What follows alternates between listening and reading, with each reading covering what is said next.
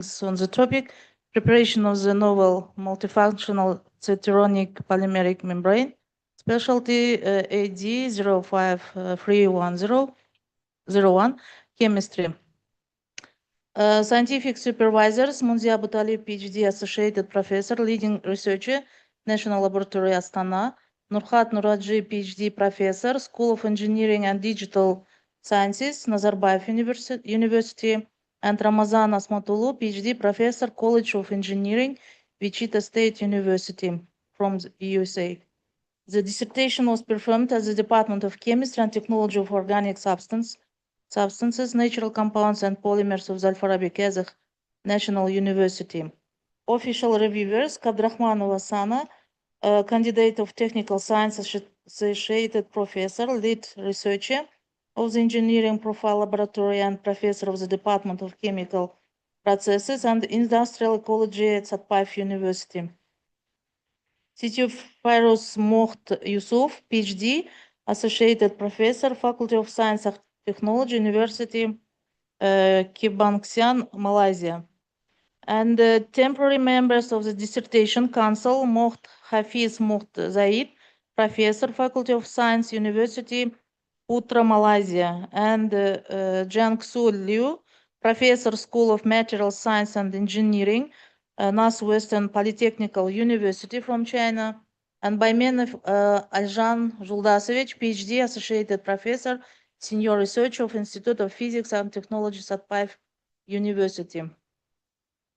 The floor is given to the scientific secretary, Professor Uralbekov, to present the documents available in the applicant's personal file.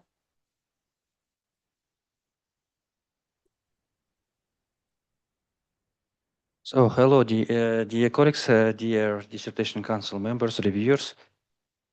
Give me to introduce so the materials we have about candidate. Arshyn Zhenys.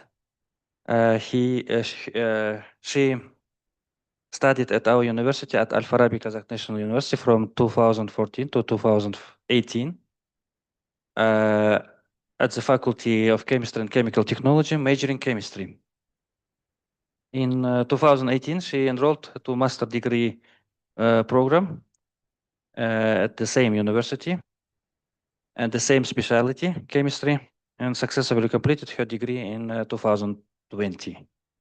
From September 2022 to May 2025, Zhenys Arshyn continued her academic career as a PhD student at the Faculty of Chemistry and Chemical Technology of Al-Farabi Kazakh National University within educational program 8D of 301 chemistry. And the topic of her dissertation, along with her scientific advisor, was approved by Academic Council of the University. The revised version of her topic title was approved on March 26, 2025 by protocol number 1584. Zhenys Arshyn personal files includes her bachelor and master diplomas and the list of copies of her publication. Positive recommendation letter from her scientific advisors, and also protocol of enlarged department meeting and all other requirement documents in accordance with regulations of the Committee of Quality Assurance in Science Education of the Republic of Kazakhstan. So, as a part of her dissertation, of her thesis, the doctoral candidate published 7 works, including 3 directly related to her dissertation study. These publications include 4 papers in Q1 journals, indexed in Scopus and Web of Science databases, and 1 paper recommended by Committee for Quality Assurance and Science and Higher Education. On December 18, 2025, Zhenys Arshyn dissertations was discussed at an enlarged meeting of the Department of Chemistry and Technology of Organic Substances, Natural Compounds and Polymers, the Faculty of Chemistry and Chemical Technology. And to this meeting, 25 more than 25 participants attended. And the first reviewer, PhD Agibayeva, acting associate professor of Department of Chemistry and Technology of Organic Substances, Natural Compounds and Polymers. And the second reviewer was Nurgaziyeva, PhD senior researcher at National Laboratory, Astana. So all questions and comments raised by reviewers received comprehensive responses. As a result, academic seminar recommended dissertations for further defense. This meeting was approved by protocol number 8 by the board member and vice director for research and innovation of GAZNU by Ibrahimov Marghulan. And on March 4 and 5, 2026, by protocol number 61 and 62, the dissertation council scheduled defense date, appointed official reviewers, and also designated temporary council members. And also, please give me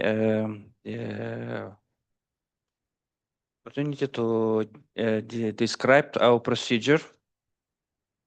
Based on our procedure, which is based on order of Ministry of Education and Science of Republic of Kazakhstan, the Dissertation Council conducts a secret ballot at the end of dissertation to make one of the following decisions. The first one is to award the degree of Doctoral of Philosophy. The second one is send the dissertation for revision. The third one is recommend repeated defense of the dissertation. And the final, a decline to award the degree of Doctoral Philosophy. A dissertation is sent for revision if it contains some minor remarks that do not alter the essence of work.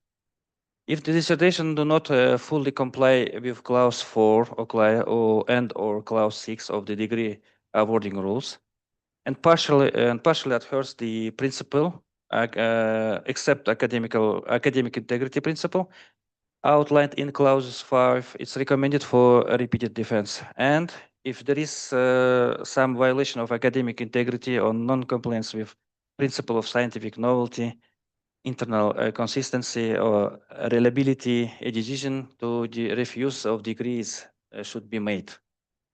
Official reviewers also participate in secret ballot, and their votes have the same weight as the vote of external, or we call temporal council members. As a vote of dissertation council members, sorry. And also, I would like to note that defense session is being video recorded. That means we kindly ask you, all participants, to keep their cameras turned on throughout the meeting.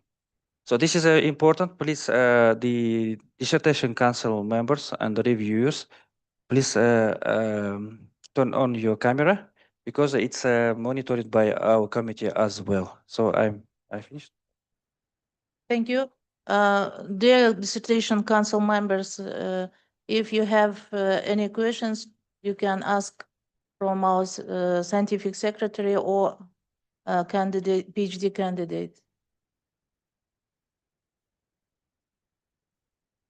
Уважаемые коллеги, все-таки просим камеру включенным оставлять. Почему? Потому что идет мониторинг со стороны комитета.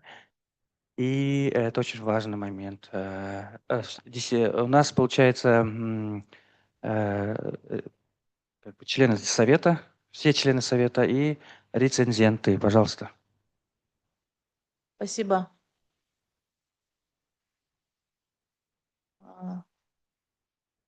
The floor is given to the applicant to present the content of the dissertation.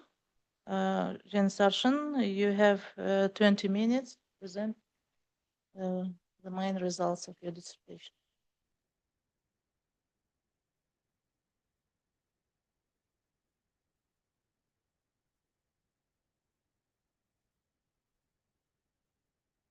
Булат Нурланович, все видите презентацию? Да, я вижу, только не на весь экран. Он здесь на весь экран у нас. Ну-ка, еще раз, может быть, включить. Может, да.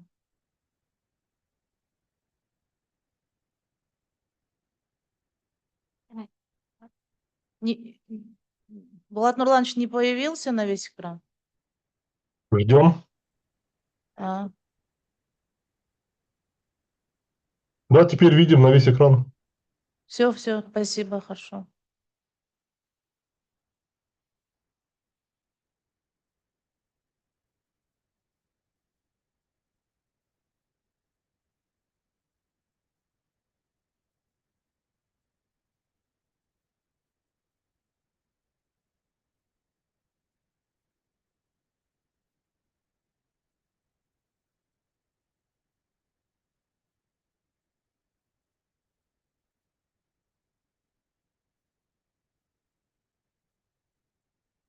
Good afternoon, dear colleagues and professors. My name is Arshyn Zhenys, and I'm happy to today here present my PhD work titled as Preparation of a Novel Multifunctional Zoeterionic Polymer Membrane. Let me start with the introduction part. In recent years, researchers have been focused on polymer materials, especially zoeterionic polymers, which have cationic and anionic charges, positive and negative charges. And due to the tunable and the unique chemical structure, they are hydrophilic and they are stable across pH ranges. If the positive and the negative charges are located in different carbon chains, it will be polyamphalite. If they are located in same carbon chain, it will be polybutane. Here you can see the commonly used polybutanes like polysulfobutane, polycarboxybutane, and polyphosphobutane. And they are mostly used in main applications, including drug delivery, blood contacting devices, and the membrane separation technologies. Let's move to the purpose of this study. Purpose of studies synthesis and the characterization of zoeterionic polymers and their application in as a functional material in advanced separation membranes. Here is a three main provisions to be defended. First one is a synthesis of zoeterionic monomers and the polymers by ring opening, nucleophilic ring opening reaction and free radical polymerization, including polysulfobutane metacrylamide and 1-vinyl imidazole, 2-vinyl pyridine, and 4-vinyl pyridine. Second is their characterization, including glass transition temperature and molecular weight, also pH-dependent TEM analysis. Third one is making a hybrid membrane and their flux and their demonstrated high rejection and the removal efficiency. For this provision, we have 4 tasks. First one is literature review and the synthesis of monomers and the polymers and to characterize them. Also developing engineered nanocomposite membrane. So here, let's start with the task 1. For task 1, we choose widely used and well-known zoeterionic monomer sulfobutane metacrylate as a polymer polysulfobutane metacrylate. This polymer was firstly synthesized in 1986 by free radical polymerization. Also widely used in nanofiltration membranes as an antifouling agent. Here we can see the sulfobutane metacrylate itself and its copolymers widely used in nanofiltration membranes. Nanofiltration membranes, it means it depends on the pore size, starting from the 0.1 to 1 nanometer. And nanofiltration membranes nowadays are widely used in wastewater treatment and water desalination, also biological applications and pharmaceutical applications. Also, despite the widely using of these materials, also here we can see that some number of publications also growing by the last 20 years. Also, despite the growing in applications, they are facing some challenges like falling and poor site and salt and dye rejection, also poor permeability. And these membranes are easy to make, easy to fabrication. Here, they mostly used 3 types of membrane fabrication methods. First one is surface grafting, physical blending, and surface coating. Surface grafting, it's easy and a time-consuming method. Here, between the polymer material and the substrate, there are some chemical bonds. Also, physical blending, it's also time-effective and a quick, easy method. Also needs some functional groups to bind the polymer or other materials. And here we can add not only one material, but also other nanomaterials, also other polymers. And the last one is surface coating. This method is also simple and quick, but there is no chemical bond between the polymer material and the substrate. Due to this, it can easily wear off. So this kind of membranes, they have lower salt or lower water flux. So also these nanofiltration membranes, they faces some issues like fouling. Fouling means that unwanted substrates that cover to the surface of the membrane. Here is the mostly common foulants: organic foulant, inorganic, colloidal, and biofoulant. So to resolve this kind of problems, we can see that surface characterization, surface morphology of membranes is important, like surface roughness, surface hydrophilicity, and the surface charge. Surface hydrophilic means that widely used hydrophilic membranes, they bind water only using hydrogen bond, like polyethylene glycol is using hydrogen bond to bind the water molecules.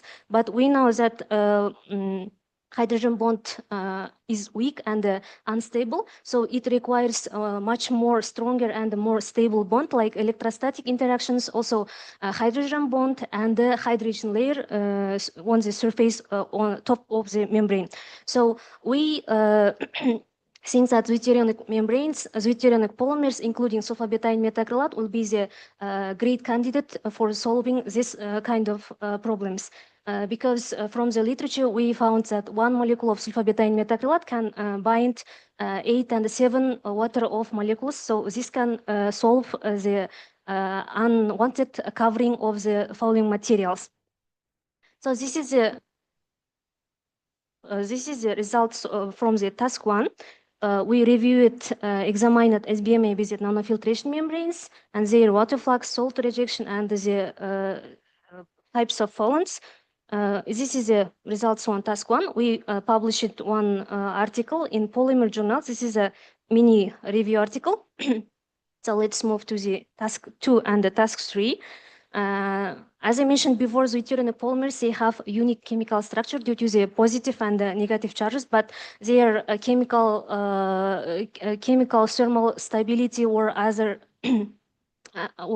behaviors not only depend on the positive and negative charges, but also their chemical structure, like linear and vinyl aromatic heterocycles. But most studies, they examine only one type of polyswitterionic polymers, like only linear or vinyl. So this research motivated us to synthesize these 4 types of polymer materials and examine how this kind of chemical backbone structure can affect the thermal stability and the pH-dependent self-assembly remains, also glass transition temperature. For this purpose, we synthesized 4 types of monomers, including sulfobutyl methacrylate, 1-vinyl imidazole, 2-vinyl pyridine, and 4-vinyl pyridine by nucleophilic ring opening reaction, and polymerized them by free radical polymerization. Also continued this polymerization reaction with NMR and FTIR analysis. In NMR, for the first polymer sulfobutyl methacrylate and 1-vinyl imidazole, we can see that after polymerization, this carbon-carbon double bond disappeared. And this trend can be observed in FTIR analysis. Also, here, this is the also, this kind of trait can be observed in 2-vinyl pyridine and 4-vinyl pyridine. Also, here we can see that FTIR analysis. And the characterization part was continued with CHNS analysis. CHNS analysis also supports the successful polymerization. Calculated and results from the CHNS analysis are mostly the same. Also, XRD analysis shows there are no sharp peaks because our polymer is amorphous. And finally, thermal behavior evaluated by thermogravimetric analysis and the DSC analysis. So here, from the TGA analysis, we found that all polymers they have 3 or 2 stage of mass loss. And here we also found the decomposition temperature. Temperatures are increasing by the adding vinyl and aromatic structures. And the DSC analysis also shows the glass transition temperature also copying this trend, increasing by the from the linear to aromatic heterocyclic structure. And also here, we also analyzed pH responsive self-assembly analysis using TEM.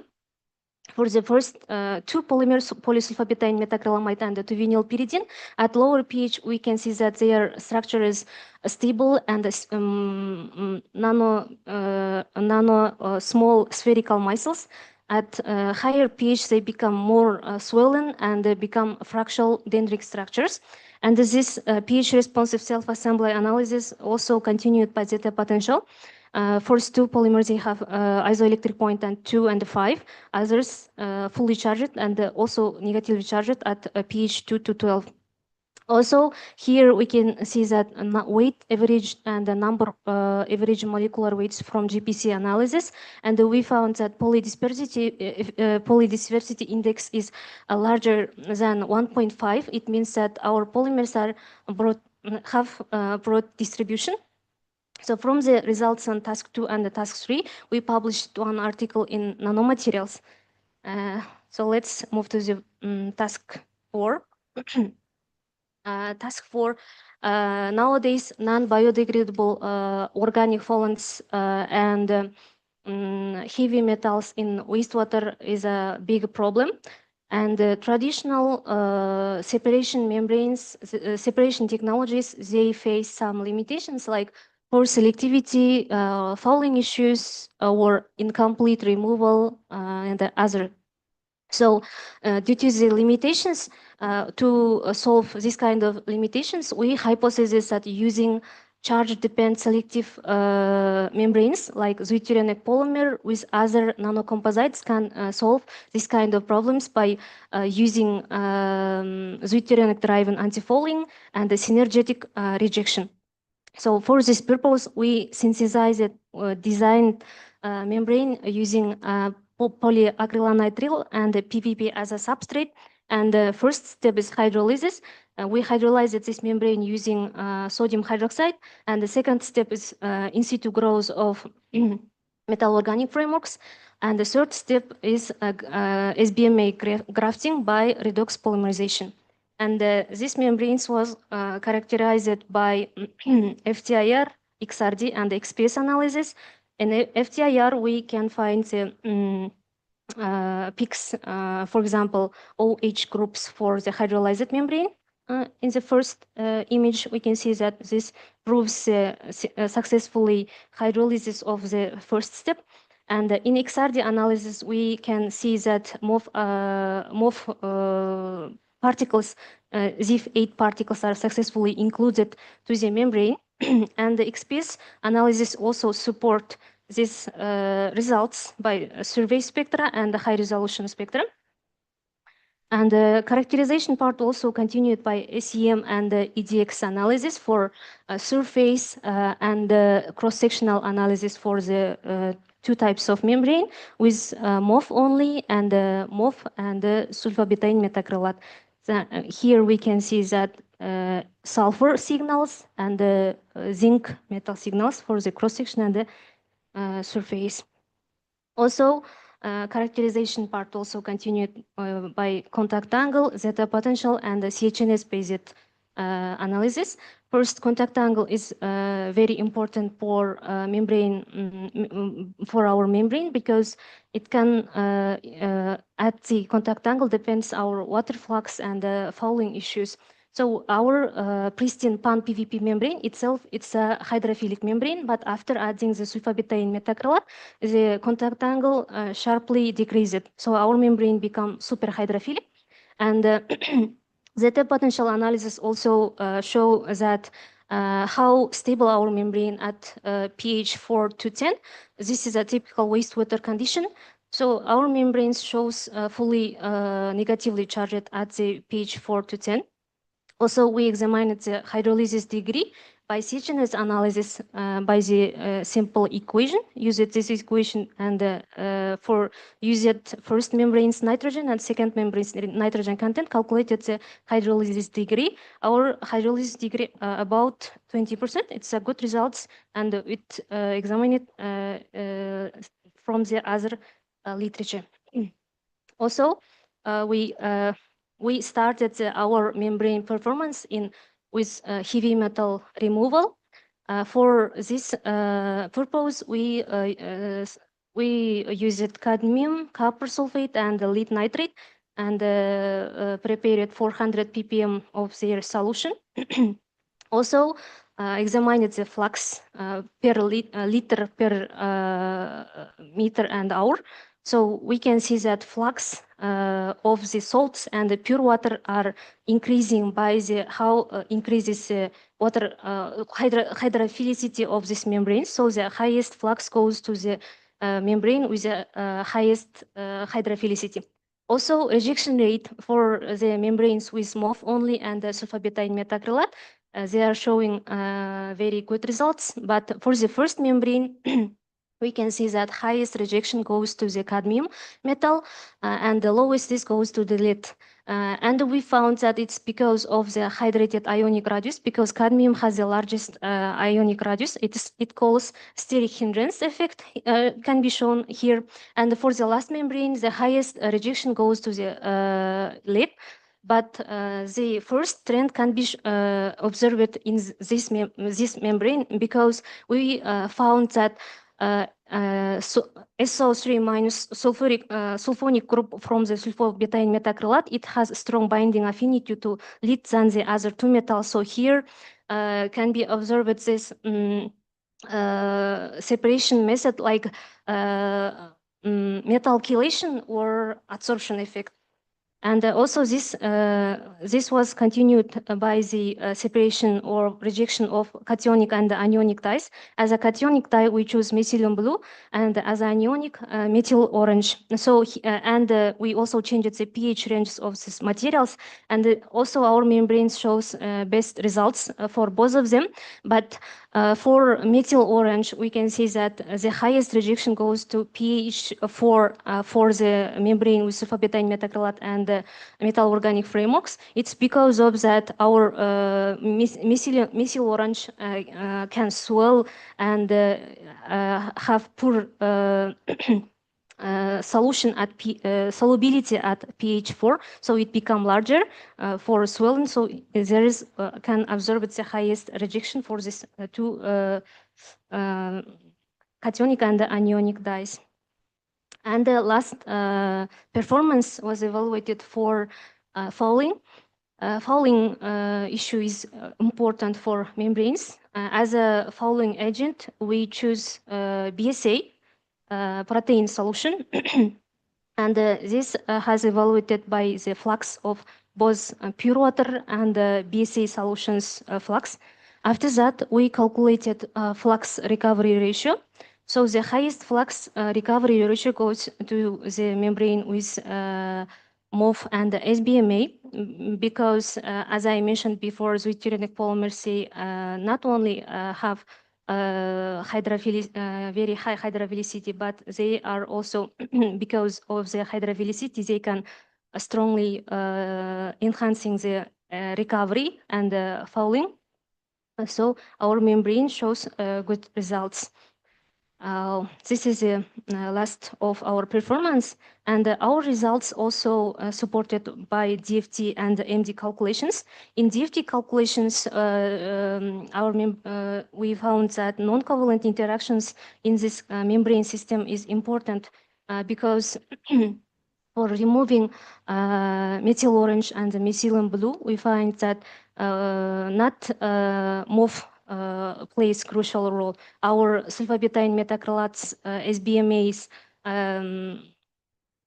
sulfonic group has a binding affinity to this methyl orange and the methylene blue, has non-covalent interactions, and pi-pi stacking also plays crucial role, and MD also supported by MD calculations.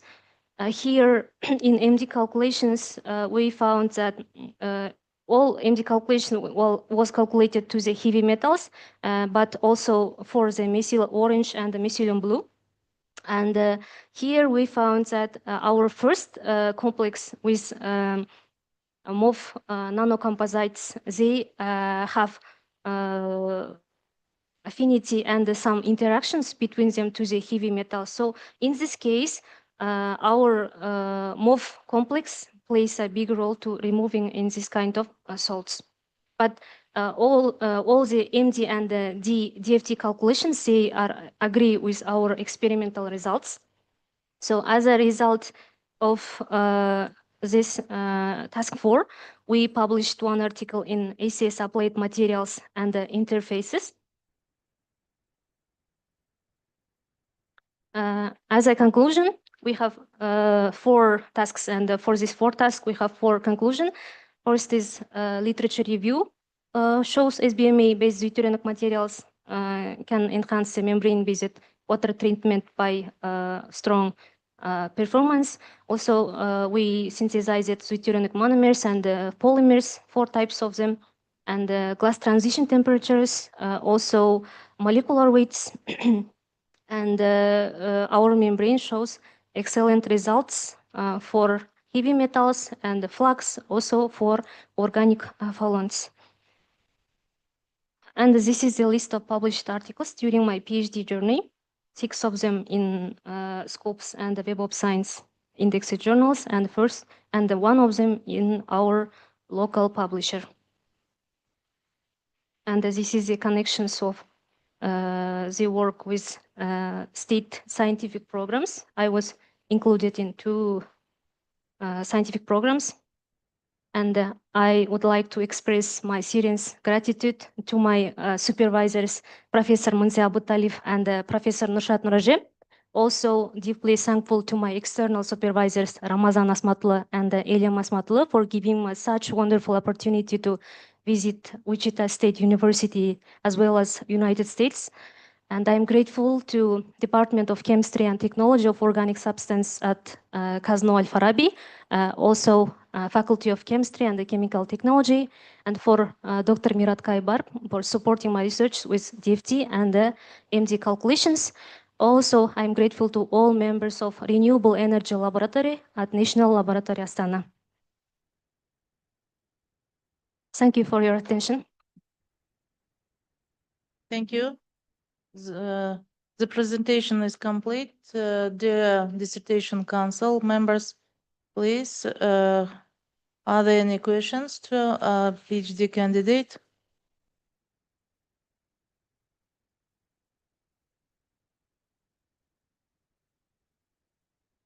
So, dear colleagues, external reviewers, external members, reviewers. So now is session for question. So you can ask any question which was raised during the defense. Hello, can I start? Yes, please. All right. First, I would like to give a general comments on the dissertation and the presentation. It was a good one.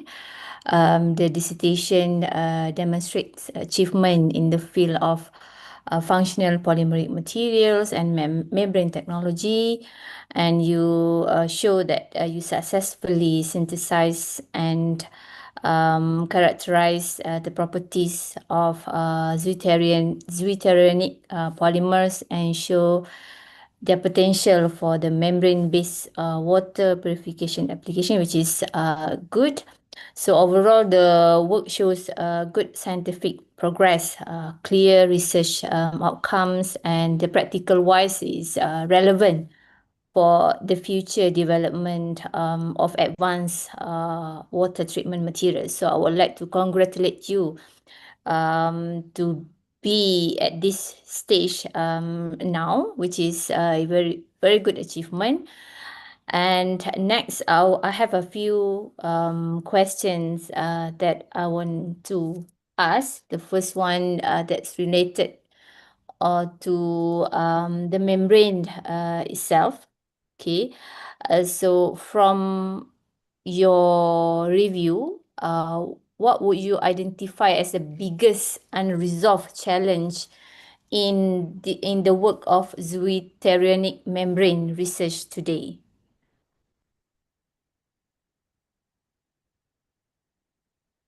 Clear? Do you understand the question? So this is a general question I want to ask that related to membrane. So you did research on the zwitterionic membrane. So so what would you identify as the biggest unresolved challenge in your work? Good afternoon, Professor. Thank you for your question and the congratulations. Um, in our first task, we done the literature review for our further works. In the first one, this is a review article. In this review, we during writing this review, with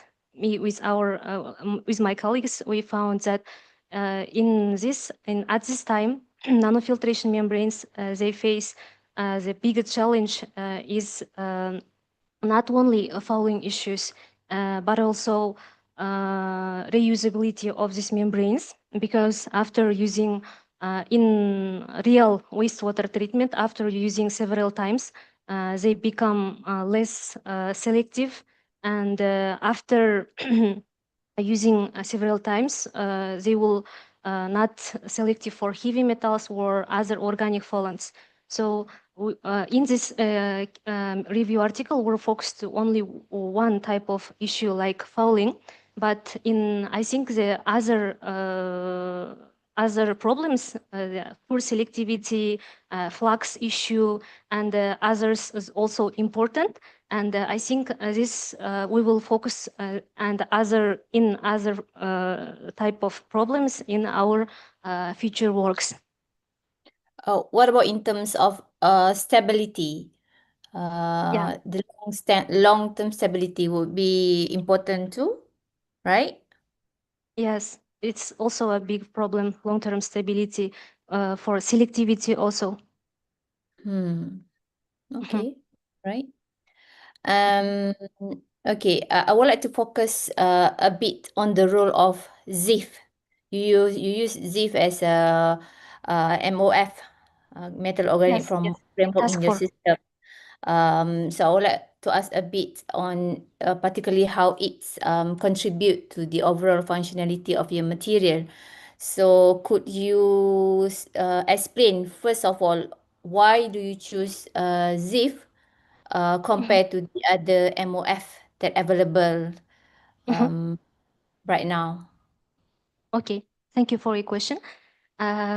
We choose ZIF-8 as a functional nanomaterial for our membrane because it can be synthesized in water solution. Also, it's stable because zinc and the nitrogen has a strong bond, chemical bond. It's stable at pH 4, 7, or 10, typical wastewater conditions, and can be synthesized very easy.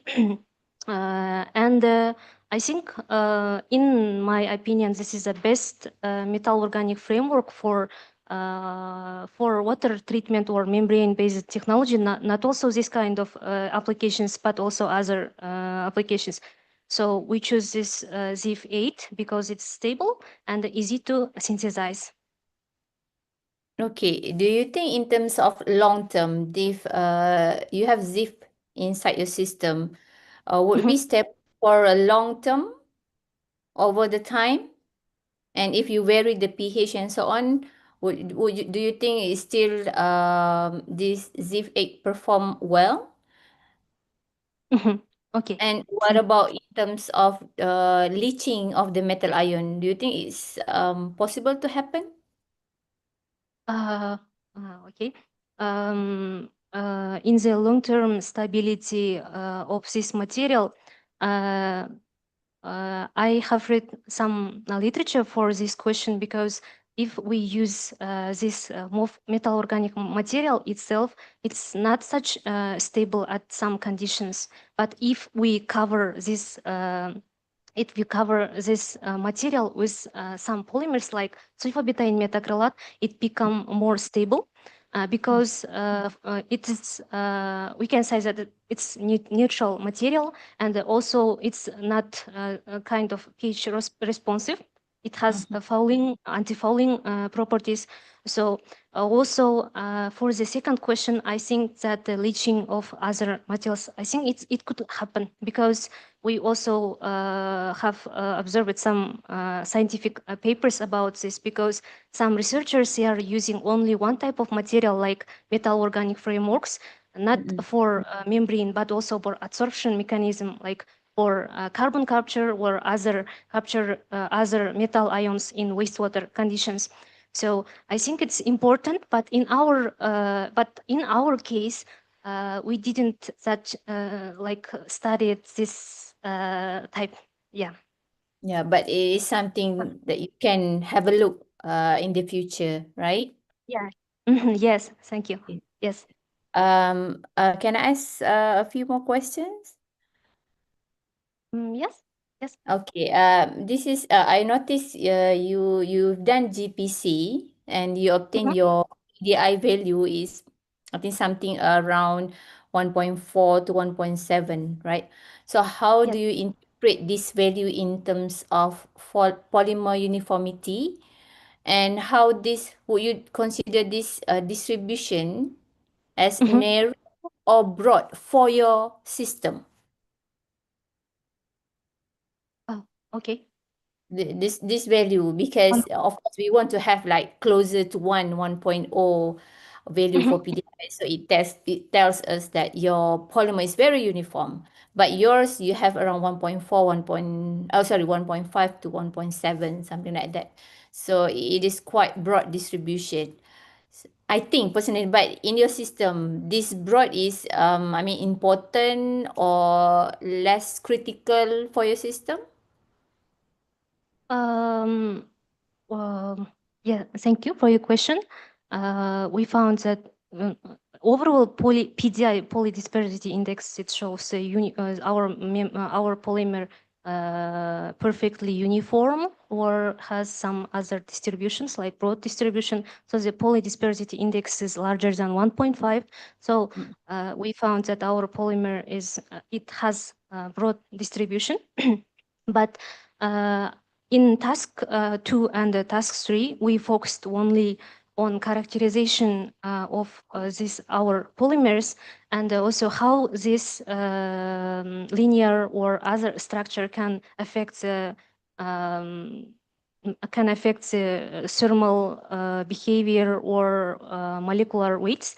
So I think this molecular weight distribution this is important for some applications, like if we use it in some applications like membrane based or other polymers or hydrogels, some kind of and at this point we didn't focus it this molecular weight. Yeah, but based on your research, based on your research search, is there any study that shows the ideal PDI for the intended application in your system? Yeah. Is there any If from your reading?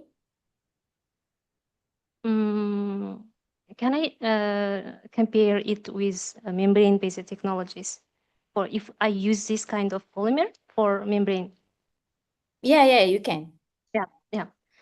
Okay. If I use these polymers for my membrane, I will focus on, I think, molecular weight cutoff, because if I remove other organic solvents like glucose or other materials with larger or smaller molecular weight, in this case, the molecular weight is important. And also, I think in this case, our molecule should be larger than the solvent for passing through. This kind of solvents were rejected. Okay, thank you for your answer. And then probably the last one from me. So in the dissertation, you show that different functional groups, you have linear, you have linear aromatic, that led to the different molecular weights and thermal behavior. So why does this variety in backbone structure strongly influence your system? In thermal behavior, we can see that by adding the linear or aromatic structures, the decomposition temperature become higher. So the polymer with aromatic structure shows highest decomposition temperature and the highest glass transition temperature. It's stable because of the heterocyclic ring. And here we can say that they are stable because of the interactions between them. Ring is itself it's stable and hard to break the bond, and some and they have strong interactions between the carbons inside the ring. So it's last two polymer is more stable than others. Okay, all right. Okay, thank you. I think that's all from me for now. I think the other reviewer can ask a question too. Okay, thank you for your question. Yeah, as a reviewer, you will have a separate session, so to describe your report, to tell us your report, and also probably additional questions. It's a separate session after question.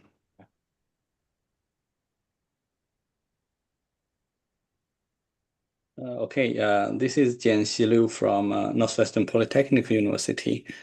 I have several questions. Firstly, I think the thesis is nice. Systematically studied the sweet ion polymers and their membranes, and for the application of water purification. So one question about for the last part of the work, you studied the purification of the water with different metal ions. I mean, you used copper sulfate and cadmium sulfate and the lead nitrate. So my question is, how does the cation affect the separation efficiency? I mean, you used two of them are sulfate, one is nitrate for lead. So how does this cation affect the properties? Okay, thank you for your question. Yes, in our system, we examined for three types of salts: cadmium, lead, and copper.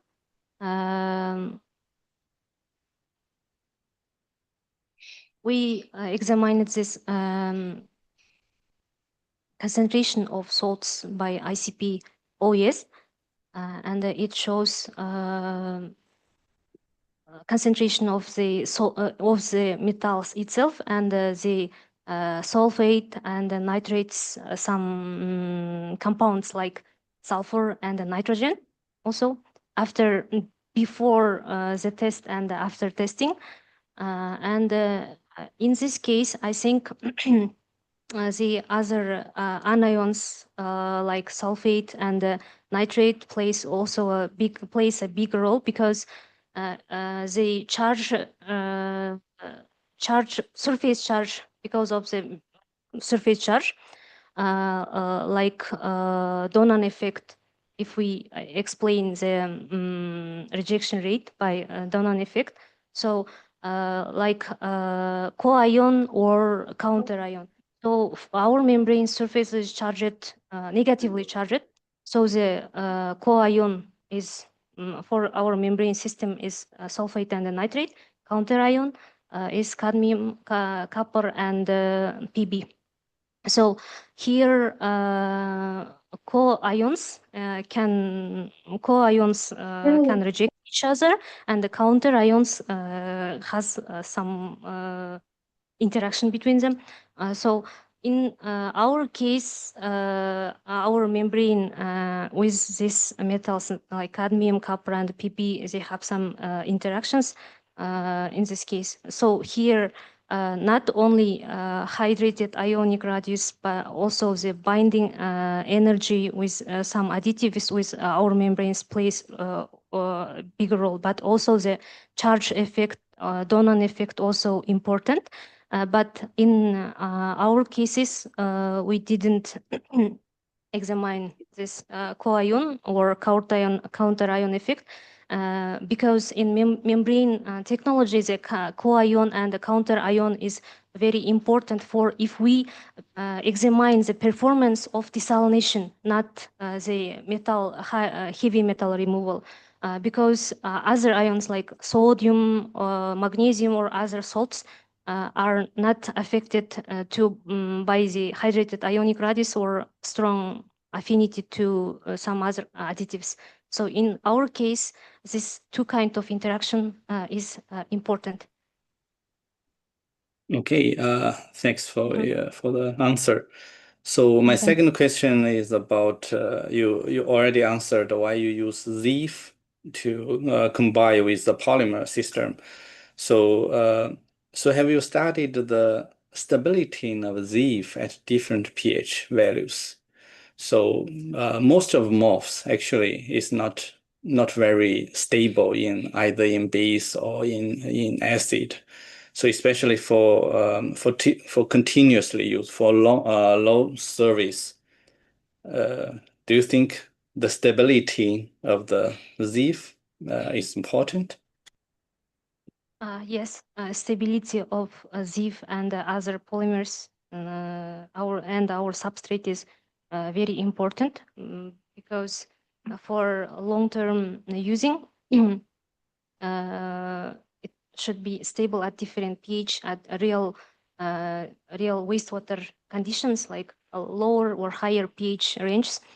And we didn't examine the stability of our materials at long-term conditions, like with examining the binding energy or something like FTIR with XPS.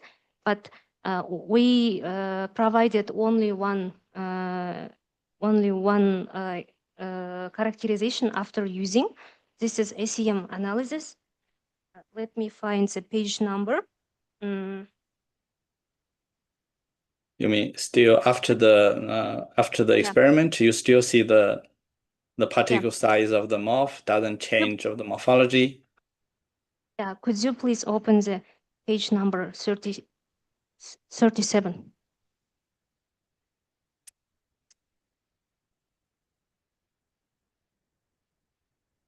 Yeah.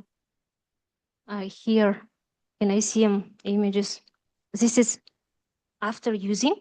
And for the first and second membrane, I think we can see it's already destroyed. But after covering it with MOF and sulfabetane metacrylate, I think it shows it's still stable, and it can still absorb this MOF and membrane layer itself, but we didn't provide any other characterization after using. Okay.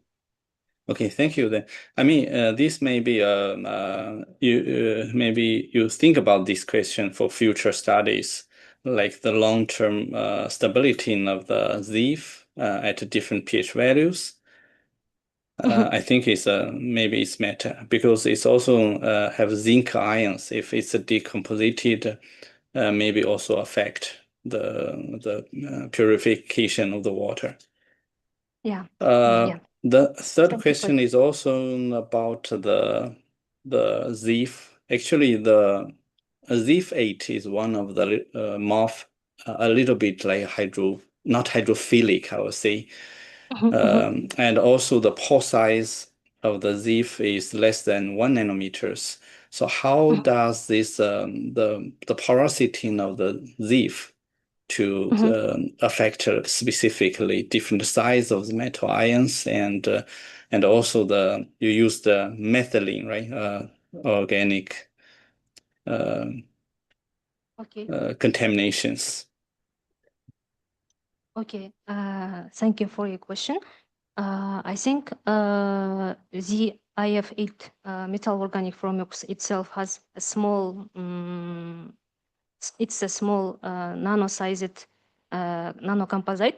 And in our work, because our membrane has like active site, only one site is synthesized in situ synthesized this in combination of the MOF materials and the ZIF. So also this MOF is like hydrophobic, but our substrate PAN and the PVP, they are hydrophilic. So in the zeta potential analysis, we can see that after the adding ZIF MOFs to the substrate, it become less negative. But in our case, we have the substrate is hydrophilic, so it can actually it can't much affect to the hydrophilicity of our membrane, and also it has also coverage of sulfobutane methacrylate. It's super hydrophilic, so it's like it still will become hydrophilic. And the size, I think size is very important for nanofiltration or other ultrafiltration membranes, because this kind of separation mechanism, it depends on the size, like steric hindrance or others. And if we examine the pore size, our membrane should like it shouldn't be covered by only one page of this membrane. It should be all covered. In other studies, like in other studies that same with others, they didn't examine this kind of like pore size with PET analysis, because in nanofiltration membranes, they only use one side of this membrane. They also synthesize it in only one side. If it's like adsorption, it's like powder or other material, we can include a BET analysis to this, because we can catch the cationic or anionic substrates or folates by steric hindrance. But in my case, I also studied some metal organic frameworks, not only ZIF8, but other MOFs like ZIF9 or others with zirconi or other ligands. And I have also synthesized this ZIF8 in water solvent and in methanol to provide some other insights.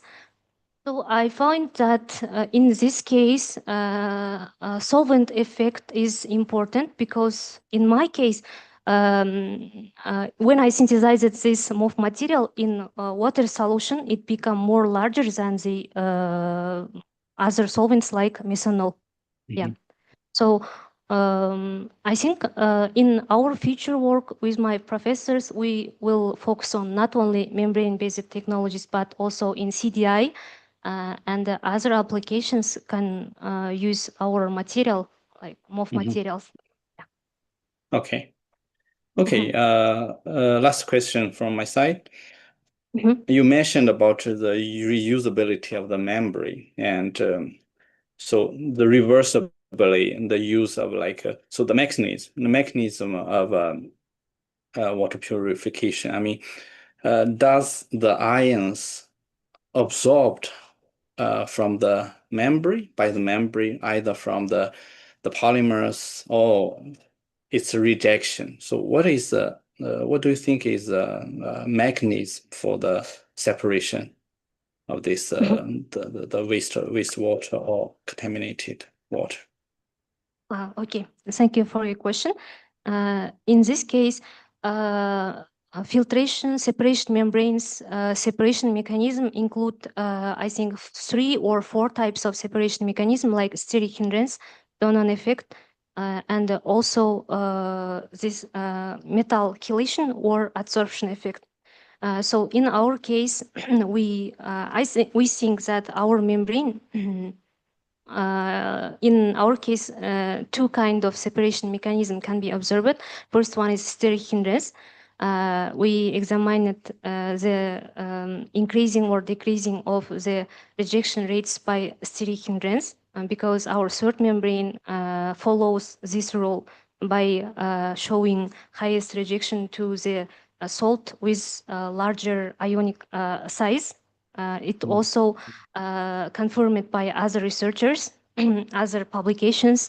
And the second mechanism is like, we can say it's like adsorption, but I think it's kind of metal chelation with the sulfonic group of our sulfapyridine methacrylate. So we can't totally remove that. Our membranes mechanism only includes the steric hindrance. I think it does some adsorption effect because we also supported our results with adsorption mechanism, but we didn't focus in adsorption itself. We included this kind of adsorption or other mechanisms in our supporting materials of this last paper. Okay, thank you. That's all from my side. Thank you. Thank you. Any questions? Please. Hi, may I ask some questions, please? Arshyn Yes, please. Yeah. First of all, my congratulations. Very good thesis. A lot of work was done. If I'm not wrong, you didn't perform regeneration studies and with the coexisting ions, right? You didn't do that because it's very crucial for water treatment and for removal studies. It's the first. Second, regarding your removal experiments, you said that it's a rejection, but I think it's more not rejection of the heavy metals. It is adsorption or just removal, right? Because your zeta potential is negatively charged. Yeah, I mean the surface. That means that it can absorb or the positively charged cations. That's why probably the term is rejection is not fully correct, I guess. Probably that's what the questions, because the previous reviewers asked most of the questions regarding the removal studies. Okay, thank you. Thank you for your question and the suggestions. I totally agree with your suggestions because in other published articles or the informations from other researchers, I also found that for removal for the membranes that can work in wastewater treatment, they also use this kind of words like not rejection, also like removal rate, because for heavy metals like lead and copper or other ions, it can totally remove this kind of metals by only one kind of separation mechanism like steric hindrance. So I think in our system, all the separation mechanisms can be observed. Yes, it's important. Okay, Thank you. thank you. And one more suggestion, that after the removal studies, you can take your membrane and check first the regeneration studies. Probably your membrane will absorb some heavy metals. And secondly, you can do the EDS or XPS studies to see what was the removal percentage, removal capacity, let's say, of your membrane, and what was the mechanism to confirm that was ion exchange or some adsorption, chemisorption, and so on. It's for your future studies, I think. Thank you. Thank you for the suggestion. You're welcome. That's it from me. Thank you. Thank you.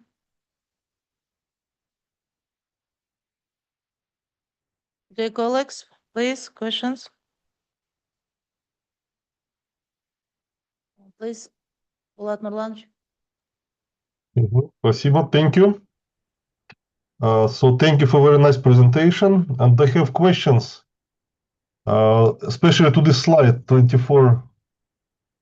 Yeah, so you're round at 94.68 plus minus 1.1. Yeah, for cadmium. Why did you do this way with this number of decimals?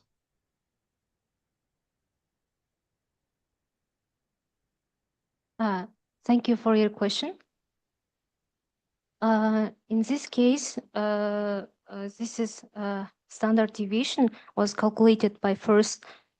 We did these experimental results at least 3 times. After that, we found the mean or average of these 3 or more experimental results. After finding the average or mean, we calculated with simple equation for finding the standard deviation.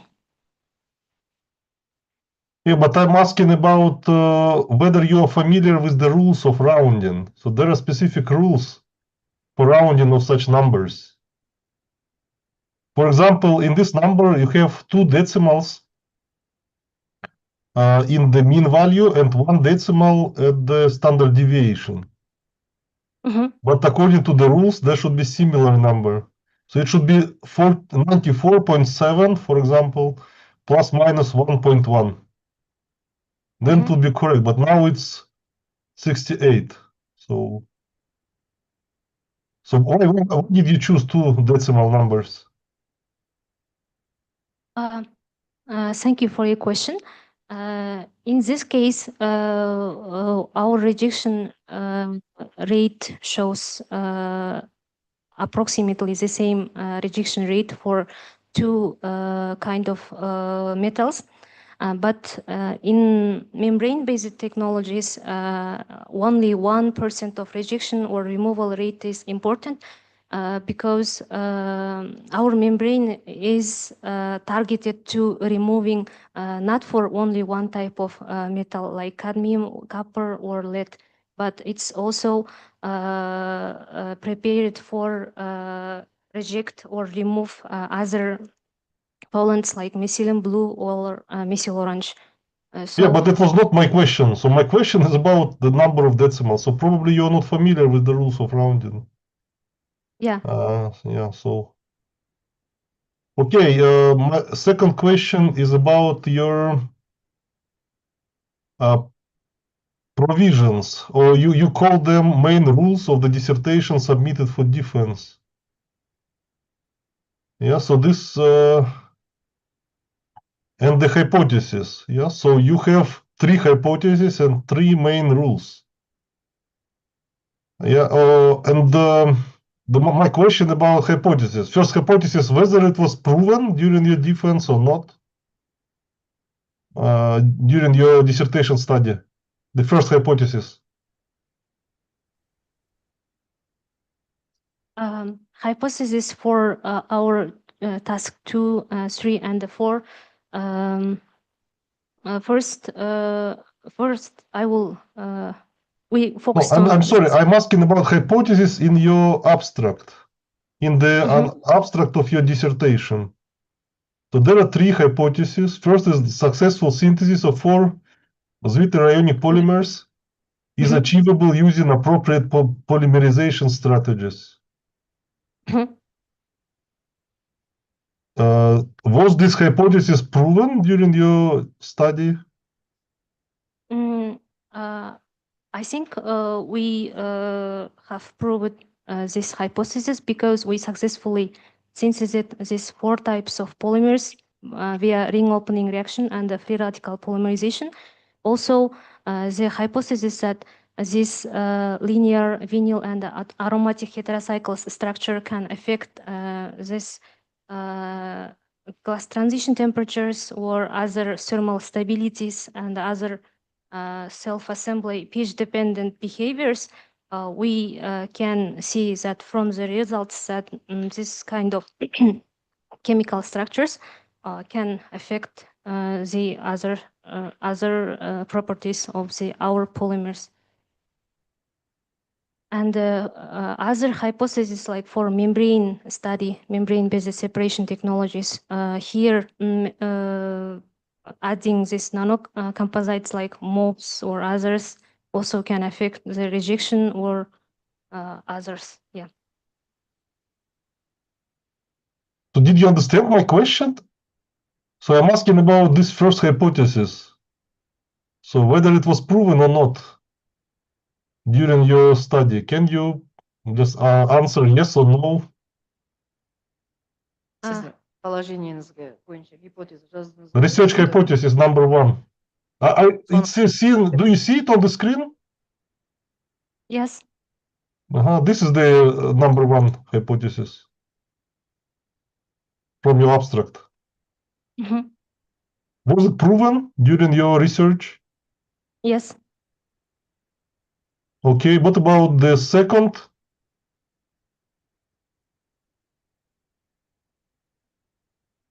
About the chemical structure, that it significantly influences thermal behavior.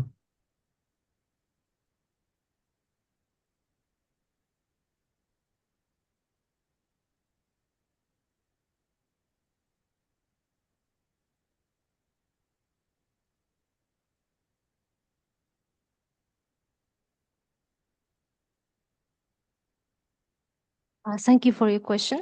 My second hypothesis about the chemical structure of the 4 polymers, and we predicted that the vinyl, aromatic, and the linear structure can affect thermal behavior and the self-assembly properties. And in our results that we published, first article that we published, we will study that this kind of polymers structure can affect the thermal and the other properties.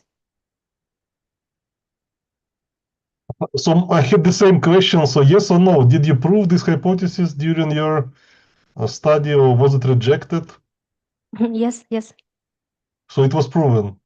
So all 3 were proven, probably, yeah? And the third hypothesis about hybrid synergetic effect of MOFs and SBMA-based polymer, sulfobutadiene metacrylate. So we create this hybrid synergetic polymer membrane that contain metal organic frameworks and SBMA, and we also examined them to other applications like heavy metal removal and organic removal, and also well studied why adding these MOFs and the SBMA can positively affect our membranes results. So I think that third hypothesis also completed. Yeah. So your research confirmed that the third hypothesis is true. Am I Yes, correct? yes, Yeah, okay. yes. So, okay, can you prove, can you show the main evidence for the first hypothesis? Mhm. On the slides or where you have it? Evidence, how to prove this, how you can prove this hypothesis.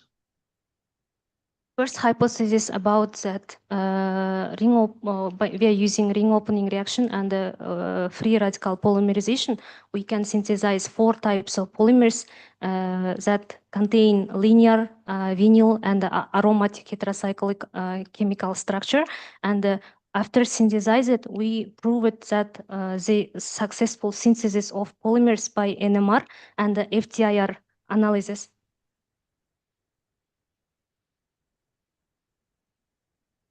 And the second one is thermal behavior. Yeah. Okay, can you show some slides for the first? Do you have some like figures or tables just to prove that hypothesis, or just words? Could you please open page number 12 and 13? On the slides? Oh. Page number 12 and 13.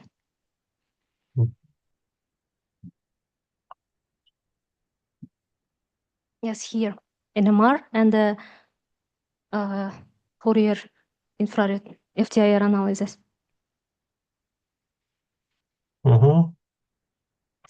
Okay, for the second. For the second, actually, it was task 3. So for the second hypothesis, this one is for first, and for the second, page number 15. Here. So in this slide, we can find that thermal behavior strongly depends on the chemical structure by the decomposition temperature, and the glass transition temperature are changing by the chemical structure of our polymers, like polysulfobutadiene 4-vinylpyridine, which contains heterocyclic aromatic structure. As I mentioned before, it's like more stable due to the aromatic ring. It has the highest decomposition temperature, also glass transition temperature. Okay, and the third one? Okay, and the third one is about our membrane system. Could you open the task 4?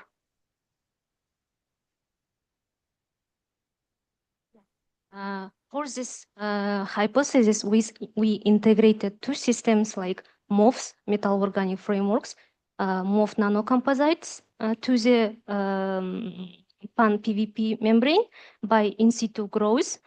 And the last step was integrating grafting of the sulfobutadiene methacrylate to the pan membrane as a secondary or additive layer for improving hydrophilicity or the rejection rate for improving performance for heavy metal remover and for others.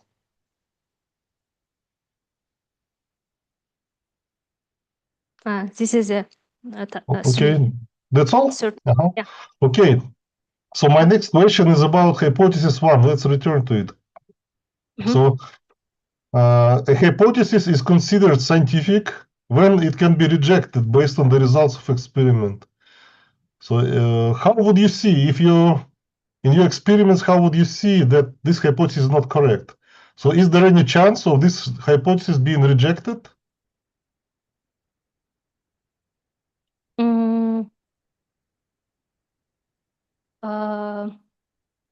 I think we successfully synthesized the 4 types of polymers and characterized them. Okay, was there any chance that you couldn't synthesize them?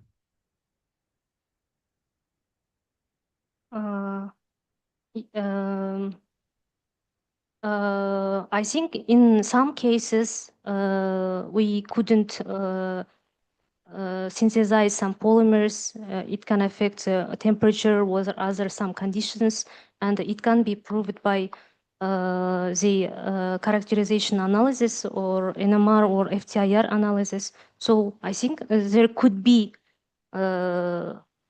negative results. Okay, But but we uh-huh. synthesize it. Yeah. Okay, so you synthesized it from the first trial. So you tried to synthesize and then it worked, yes? Or you did the first synthesis, it didn't work, then you changed something, you did another synthesis, and then it worked. So what was that? We tried not only once, we find several conditions for successfully synthesis and for the clear signals from the analysis. Yeah. So I think not only the condition for synthesis, but also other conditions and others characterizing technique also plays like a crucial role. Okay, what parameter of synthesis was most important, which you optimized? But I think synthesis is important for in our cases because we are focusing the characterization and the synthesis of this polymers itself, because we are adding we are using only one type of monomer, like 1,3-propansulton, to the other carbon chain to obtain 4 types of polymers. So if the polymer synthesis or monomer synthesis is not successfully synthesized or successfully obtained, or we would not have other results or prove other hypotheses. Okay. Mhm. But in this forum, how you wrote, yeah, so I have there can be some questions whether it's really like non-trivial hypothesis. Yeah, because generally you can synthesize whatever, so there is no requirements that So actually, another question. So did you formulate this hypothesis before you start your research or after? This hypothesis, we found that we studied several papers about the thermal properties and the thermal behavior of our polymers, and actually for the last hypothesis, we studied for the our hybrid additives, like metal organic frameworks and the metal or other sulfobutane metacrylates. And I can say that we found that hypothesis after. Yeah. Okay. But before you started your research, so did you have some other hypotheses which were rejected during your research? I think if more study other papers or more find some related research for our studies, like for membrane or other polymer materials, we can we can go further because we can continue this type of membrane synthesis or other polymer materials, because I think we didn't all finished all our research or studies. So I think we can continue and further study, not only focus on the TGA or glass transition temperature or others, and for the membrane, not only the two types of rejection systems, also like other professors suggested. So we can continue, I think. Okay, thank you. And one last question is what is the main limitation of your membranes? Modeling. Your limitations. So your membranes are good, but there are some problems probably. So what are the drawbacks of the membranes which you synthesized? Thank you for your question. I start from the characterization part. In characterization part, like we studied only one type of contact angle measurement, like static contact angle. It's, I think, for the membrane technology, it's kind of also can be a limitation for characterize this kind of membranes, because for the membrane, for nanofiltration or other ultrafiltration membranes, dynamic water contact angle is important, because when water goes through the membrane, the contact angle or other hydrophilicity effect can be changed during the filtration system. And for performance limitation for cadmium and other metals, we didn't provide it like changing of pH. We only provide the pH ranges for methylene blue or methyl orange removal.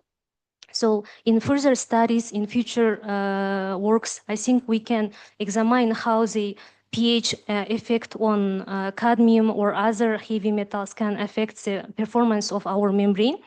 Also, for the performance, we also have other, I think in our study, like this kind of limitations, like if we change the pH of the solution when we are performing like a salt or heavy metal removal, but for ICP-OS, we still have to change the pH, so the pH can stable for the entire experiment time. So I think it's also a limitation. And for the further question, I think Professor Liu asked about this limitation because the pore size of the NF membrane is important, but in our case, our membrane has only one type of active site, so we couldn't run BET analysis for our membrane.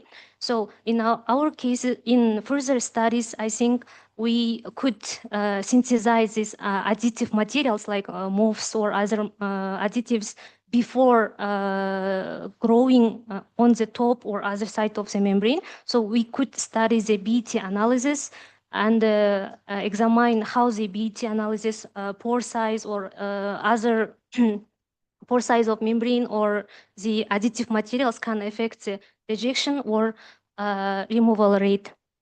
Thank you. Okay, thank you. Thank you. Yes. Okay, thank you, Bulat Nurlanch. Thank you, Arshyn. Can I have a question? Yes, please. Okay, Arshyn, very nice presentation. Good presentation. Congratulations. So I have several questions related to your work. The first question, actually, what is the novelty of your work? Thank you for your question. What is the main objective or the novelty of your work as compared to the previous work done by other researchers? The main objectives of my work? Yeah. What is the novelty? Sorry. As compared to the previous work, similar sorry. work done by other researchers. Yeah, okay. Thank you for your question. Main novelty of our work is in our task 4. We made hybrid membrane that can examine how can the hybrid system of two materials like MOFs or polymer materials can affect the performance of membrane. Many researchers or other studies, they are focusing only one type of materials, only polymer or only MOFs. So in our case, we synergetically examined how can inorganic part and the organic part of this membrane can affect the heavy metal removal or metal organic frameworks. And I think that this kind of hybrid type of membrane can be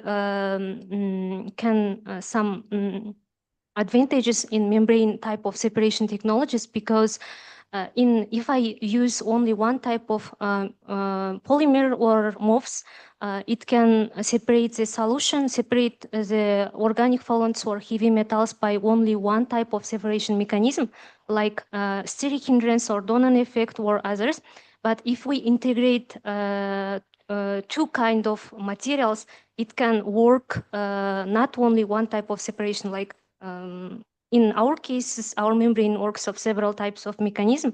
So this is the first novelty of our work. And the second work is about the synthesizing of polymer materials, like 4 types of polymers, which have vinyl, aromatic, and linear structure. Mostly known studies, they study like only one type of polymers for examine how the chemical structure can affect the glass transition temperature or other behavior. So in our case, we examined 4 types of polymers with 4 different type of chemical structure. So this is the main novelty of our work, and I think we haven't finished yet, so we have more works for the future. Yeah. Thank you. Okay, great. The second question, during the membrane fabrications, you state that the key parameter that we influence the formation and also the stability of the membranes. Okay, thank you. Thank you for your question. I think in long-term stability, sulfobutane layer, the last layer of our membrane, is important for the long-term stability of our membrane, because as I mentioned before, for membrane-based technology, fouling is a big problem, because unwanted compounds can cover to the top of the membrane.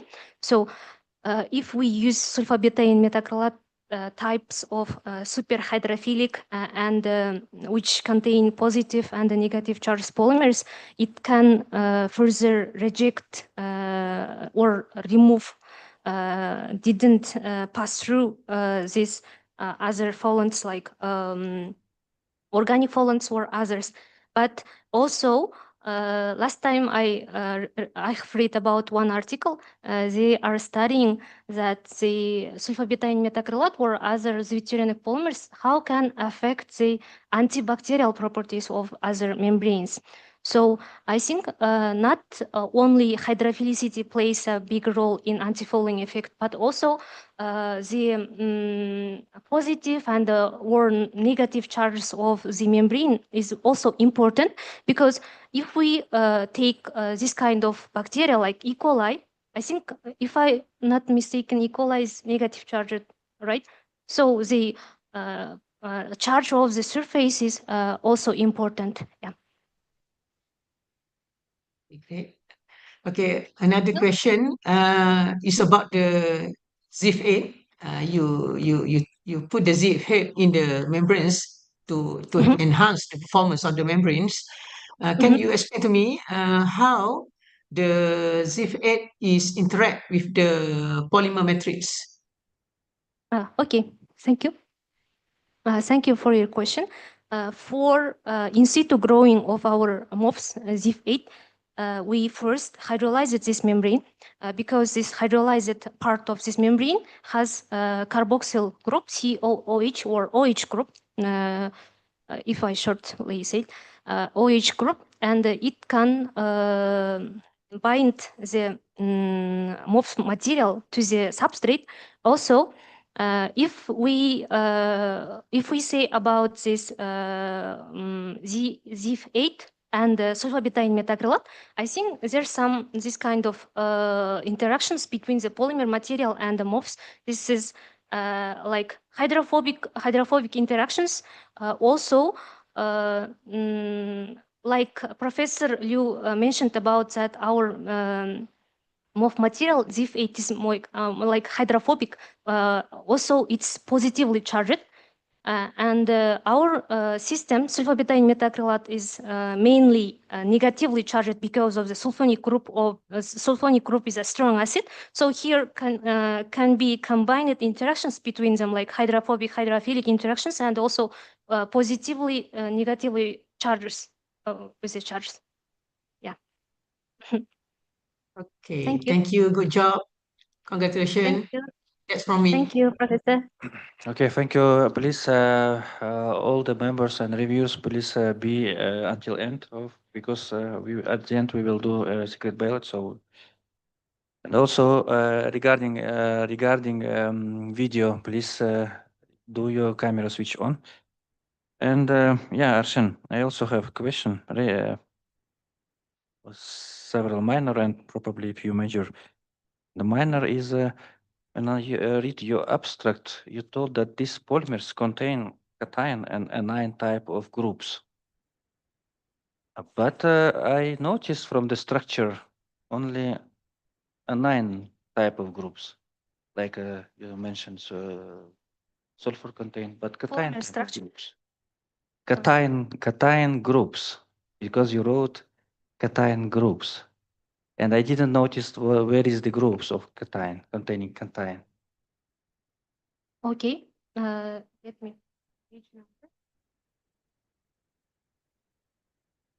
From your structure, if you will show any structure of your polymers, just show us structure. I think it's in. Because I'm not organic chemist, but probably, Yeah. yeah, page. here I see only anion type of groups, but cation type of groups. I see that some charge in nitrogen, but can we refer it groups? Here's some. In nitrogen. Oh, I see the charge, but I don't see groups. From organic chemistry, if I remember, I had my classes on organic chemistry. Yes, I see sulfur group, anion type. What about cation type groups? So can we refer these to groups? The overall. And also, I suppose that it's a formal charge, yeah? I suppose that it's a formal charge on nitrogen.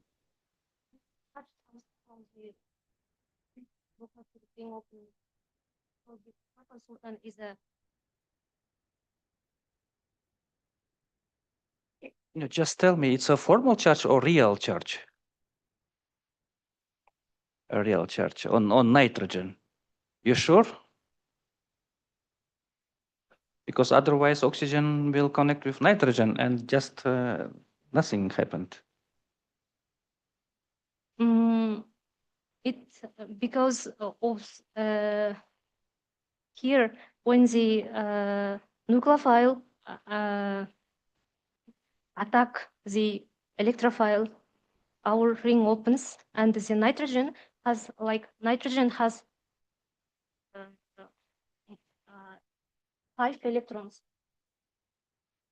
This would become positively charged. Okay, I hope that it's a real charge also, but anyhow. Next, my question regarding, it's also a minor one, let's say, regarding your second provision. Yeah, second provision. Or first one. And you said that the synthesis of such kind of polymers exhibited distinct thermal behavior, which I saw, and molecular weights. But regarding molecular weights, it's trivial actually, yeah? Molecular weights depend on structure.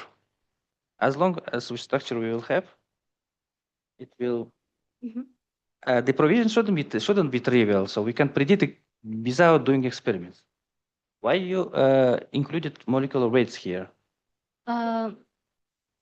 In our case, the molecular weight depends on the not only on chemical structure but also in TEM analysis. We can say that how the polymer materials can be swollen at different pH ranges, but also how the vibration is fast. Okay, you mean molecular weight of polymers. Okay, I understand. And regarding the second one here, you show the temperature with really good accuracy. When it is 276.52 Celsius degree. My question, why you didn't put add more digit here? For instance, I can add after 2 some value as well. Why so accurate the temperature you determined? Thank you for your question. You mean by the glass transition temperature of polymers? Thus, in the first provision, you showed the temperature really accurate. Mhm. It's a how we say, significant numbers, 5 significant numbers, quite accurate. You mean You know the accurate number of the analytical weight, something like, I don't remember, but yeah, but here you wrote 5 significant numbers. this results for, I mean 4 results for 4 polymers? Okay, the question is on which parameter depends how accurate you will show the temperature determined. You mean by the- decomposition or glass transition? The answer is uncertainty, is very important. So that's why I'm asking what was the uncertainty of temperature. If you will say the uncertainty of temperature, no uncertainty or standard deviation of temperature, something like this. Okay, this was minor, or let's say just. I also have a question, and I really enjoyed reading your paper in Applied Materials and Interface, which is quite really the most ranked. Yeah, and here a question was when I checked your. Okay, I agree with Dr. Baymenov regarding rejection. Rejection probably not good term here, but anyhow. And when I checked the rejection of membrane with ZIF and membrane ZIF and your polymers, rejection for most of the metals was the same. You agree? Rejection or removal Removal rate or rejection? Yeah, the same, more or less. No, yeah. Yeah, within the uncertainty, the same for ZIF plus membrane substrate and ZIF plus your poly. Yeah. And also only the advantage I noticed the flux. Yeah, flux is better for your polymer. Or Flux, other advantages as well. not only flux, I think the hydrophilicity, but also the rejection rate is also good. Hydrophilicity is directly dependent on flux. Okay. Hmm? The hydrophilicity will directly depend on flux. So the same. Yes, parameter. hydrophilicity But, yeah. depends on the, no, flux The question depends is on only should we add additional components just because we have good flux parameters? I mean, we can add if from economical point of view, it's okay. Yeah. So in this case, I think at economical or like energy or other consumptions, but in this case, we not only focus on the flux, but also rejection and also, Rejection the same. Yeah. Rejection the same. If the rejection will be different, okay, I will say okay. But the rejection is same. Only flux is slightly higher, and I don't understand the advantages of adding your polymers here. The advantages of adding polymers, I think it's about the fouling issue, because sulfobutane methacrylate is a kind of anti-fouling agent. So could you open the anti-fouling results? 30, page number 30, I think, or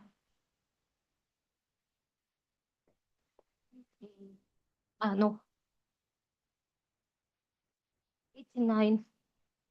Oh, sorry. I think 26. Yeah, here. Flux recovery ratio is important because fouling resistance, it also affects the long-term usability of membrane. So the membrane with sulfapyridine metacrylate with the polymer layer has the highest flux recovery ratio than the membrane only with metal organic frameworks. Okay, even here we don't see really how to say a big difference. So we need to do some because for instance the price of your polymers can be very high, and it cannot cover the advantage you get here. It's just a question. Probably your how to say analyze this. And the next one is regarding how you synthesize your ZIF, because I didn't see on your presentation, but I saw that you. Okay. It's Could not, you open the- don't need to describe. Just for- Only about how you prove that how you proved that you get a ZIF 8, because you showed XRD and I wasn't satisfied with XRD analysis. Ask for page 1. Yeah. Here. Okay, no, don't describe how you synthesize ZIF. Just tell us how you was sure that it was ZIF. How you proved that it was ZIF. Okay, thank you. I think we can prove it from the FTIR, XRD, and the XPS analysis. Yeah, XRD. Let's show as me XRD, because I wasn't satisfied with your XRD results of ZIF 8. This is the blue one. This for membrane, which only with. Okay, why I didn't satisfied? Because you didn't show me or us the ZIF 8, let's say PDF file. Then we can compare and say that you really get. But I think you did it in your experiments and probably in some supplementary materials as well. Yeah, and. Yeah, I also didn't satisfied with your answer to Professor regarding what is the connection between membrane substrate, and then you add ZIF8, and then you add your polymers. The question was it with just a mixture or some composite, and how you proved that there is some interaction between components? Or yeah, otherwise it will be just like a mixture. I mixed all, and that's all. The mixture is not stable, and you will get in the time a separate component of ZIF and separate component of something like this. Okay. Do you Thank you for your question. In characterization part, we only did the chemical bonds between the only for ZIF8 or only for SBMA itself there, but we didn't provide characterization part for how our additives or MOFs or polymers can affect each other, and is there some chemical bonds? But I have read some papers about this, that how for example, some researchers have already done about like adding this ZIF material to the membrane, not to like or PAN or other substrates like others, but to the membrane. But also they didn't provide any characterization that can prove that this polymer material with the ZIF has some interactions, chemical interactions. But they do say about that the interaction might be appear about that the hydrolysis part of this membrane, And also the hydrophilic or hydrophobic interactions, also the charge interactions of this. There is no hydrophilic or hydrophobic interaction in chemistry. Just I noticed your not you graduated our faculty. There is no there is van der Waals interaction. There is hydrogen bond interaction and many other, but I never saw hydrophilic. But probably it can be in polymer science. And my last question: purity of your polymers. Probably you already mentioned about purity of your polymers. But you said when you proved your first hypothesis, you use NMR and FTIR. and yeah, infrared. But this, do you think that this two approach is enough to prove purity of polymers?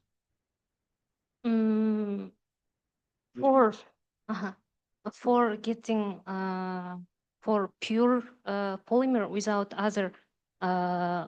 other components like that didn't go through polymerization reaction or others, we can clean our polymer materials by with washing it or with going through like membranes per molecular weight cutoff or with others. And for the at this time, I think NMR and the FTIR is enough for proving Okay, this but synthesis. in the future, how you will prove your purity? Because when we do synthesis, we want to know how many, how much, how it's pure, how much waste we have, and many others, and yield. Mhm. Yield. What was the yield of your reactions and so on? Yes, yield about our reactions. I think yield is in. Can you open page number 56?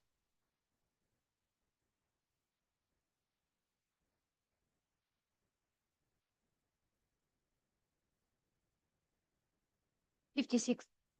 Yeah. Here is the yield of our. Okay, now I see. So everything is okay. Just thank you. I don't have. Yeah. Thank you for your question. Thank you.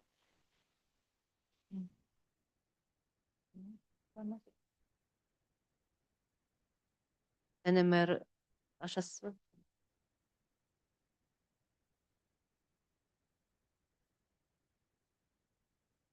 NMR, you showed bonds of which this compound, this pure compound is so large. It's nitrogen bonds or hydrogen bonds? NMR, hydrogen bonds or which bonds? Yes. It's hydrogen bonds or nitrogen, carbon 30. NMR is which bond?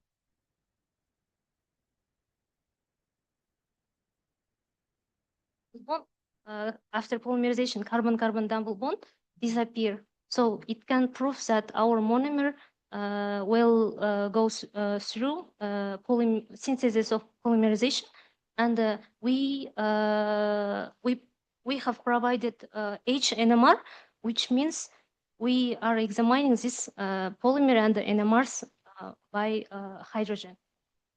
Hydrogen. Yeah. Bonds. Which hydrogen in your, can you show me in your structure? Yes. Here, NMR analysis spectroscopic itself shows like shifting. Shifting means what kind of structure, what kind of atoms are here. It depends on like ppm, and the right side's about weak interactions or weak bonds, and this left side is strong interactions and strong bonds.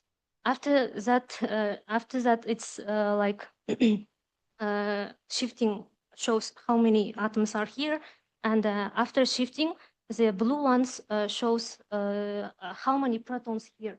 Proton means the hydrogen, and the peaks there shows how many neighbors here. And we found the number of neighbors by this formal equation, like n plus 1. So if there are some peaks, we can find how many neighbor nitrogens are here.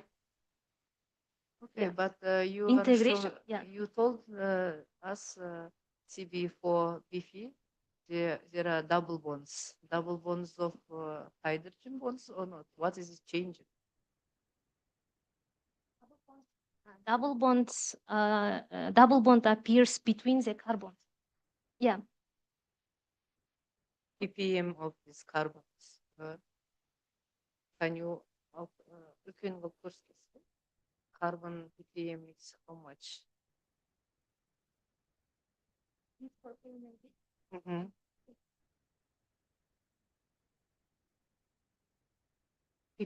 ppm, but it's not carbon. I think it's hydrogen.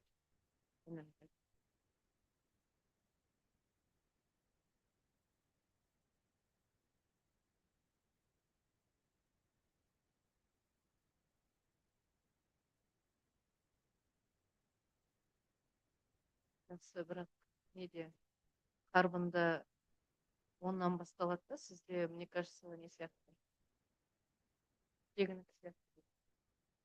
Сутегінікі не иногда? Әлде карбон?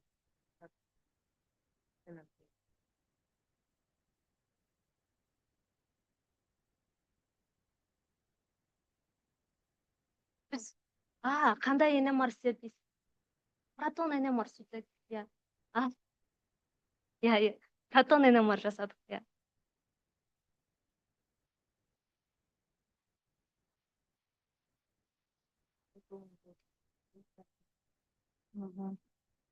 I have one question to you. When you obtained new materials, membrane materials by modification by using functional groups, how you estimate distribution of functional groups across the thickness of membrane materials? We know that, for example, the methods of XPS and EDX, have limitation on the thickness. Thank you for your question. When we adding like some additives, ZIF8 or other polymers, they are covering the surface of our polymer material and PAN PVP substrate itself. And we can say that the thickness of this material are growing, but here we didn't provide the thickness analysis for our membrane, but we do provided like EDX and ACM analysis to see is there any elemental analysis, like for elemental analysis to characterize is there any important elements from our additives, like from ZIF it's important, it's zinc metal, and for polymer material it's sulfur. So here in our paper we also have written about that EDX analysis have some limitations because it observe only about surface, not the depths to the, of course, goes through to the material, but we also provided the cross-section analysis of our membrane, but it's also just like cross-section, it's like surface, but it's, I think it's have some limitations because we didn't actually see how much zinc or other materials can contain our membrane. But in hydrolysis degree, it's almost like 20%. It was calculated from the results with Zhenys analysis. So I think we can say that this hydrolysis or others are successful, but this kind of characterizations, as you said, really has some limitations. Do you know other methods which you can use to estimate distribution of functional groups in the thickness? From literature, maybe. Functional groups. distribution, yes, in the thickness, the dips, And the depths. yes. Uh, Maybe you know from the literature, no? Other we, but some researchers, they are using high resolution TEM analysis to the membrane, but I do not read, like, go through to this how they do TEM analysis to the membrane itself, but it's because our substrate, if I buy like commercially available nanofiltration membrane, or I do it by myself, it can be dissolved or other solvents. And for functional groups, we do if they burn, but depths go through the material for the membrane task. I didn't go through other researchers how they do functional groups. Yeah, thank you. Okay, and the second questions, in your annotation, you talk about using your materials until 10 cycles, yeah? Is this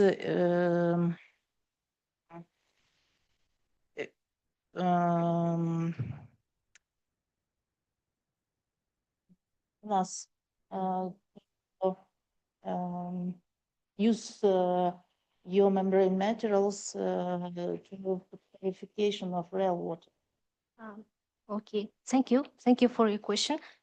We didn't test our membrane for real wastewater conditions, but I think it's like we tested for pH 4, 7, and 10. It's kind of simulated wastewater conditions. But if we commercialize our membrane, I think our membrane has some limitations, like mechanical properties of our membrane, because our membrane they have to always like no, I mean it should be hydrolyzed, or it should be in water. So I think our membrane has limitations in mechanical properties. Okay, Thank how you. many cycles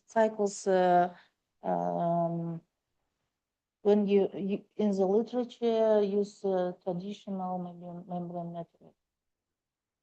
Traditional membrane materials, if this is commercially available material like polyamide or other nanofiltration membranes, like not only polyamide but also other materials, they when they are using for desalination or wastewater treatment, they are changing the material only one time in a year. So I think it's more than 300 or 500 times if I run this material one time in a day. So at this time, our membrane is tested just for a lab condition. Yeah. Thank you. The estimate of the influence of other ions in the real water, Other, yeah. the efficiency of your membrane materials.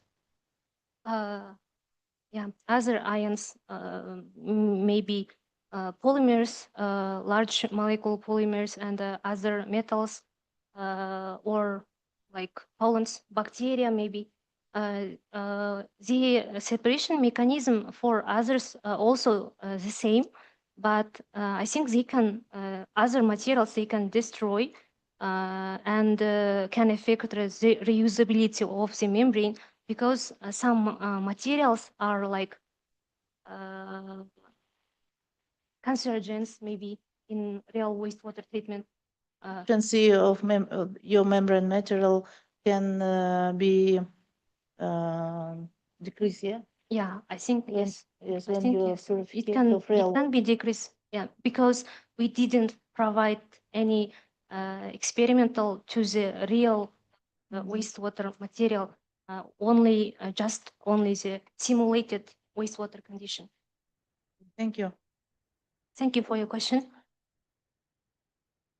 Dear colleagues, do you have any questions? No?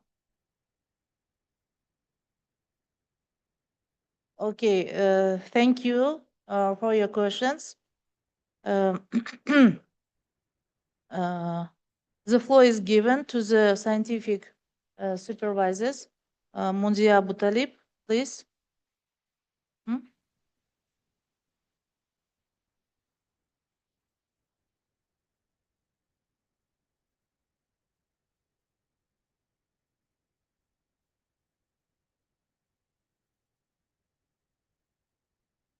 Dear committee members, dear colleagues and guests, today for me very happy and a very stressful day. Our first PhD student Arshyn is defending his dissertation work. Yeah, and these results several years hard work of Arshyn Zhenys, his dedication. During this time, students showed responsibility, strong effort, and serious attitude toward research. And they completed this research very well, understood the topic deeply, and presented the results clearly. So I would like to congratulate my PhD student, and hopefully he will continue this work in future and the future career in science. And thanks to my supervisor, Noshat Noraje, he's here. This is big support to me because I'm also very young, and Arshyn is my first PhD student. So each week, each month, we discuss this work deeply. And in my experience also, the membrane fabrication is the first time with Arshyn together. So especially thanks to Noshat Noraje, he supported me a lot of chemicals, laboratory, and equipment core facility, and whole 3 year paid to Arshyn. So thanks to Professor Noshat Noraje. And also thanks my colleagues from Al-Farabi University, Department of Polymers, and in Nowadays, I also want to mention in our laboratory, which created by Noshat Noraje, currently working 23 PhD students and 18 holders.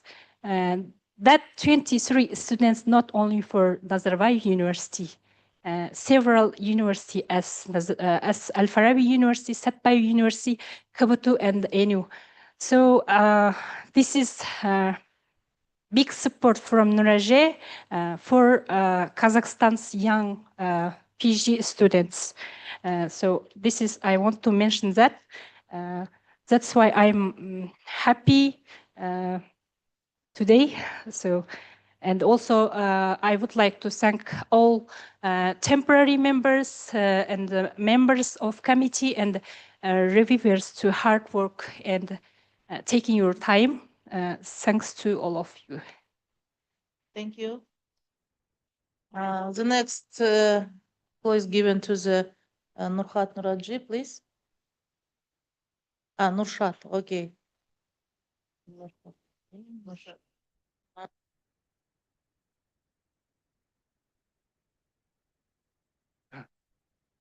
Hello, it's great to meet our old friends and the collaborators, Professor Raihan and the colleagues here.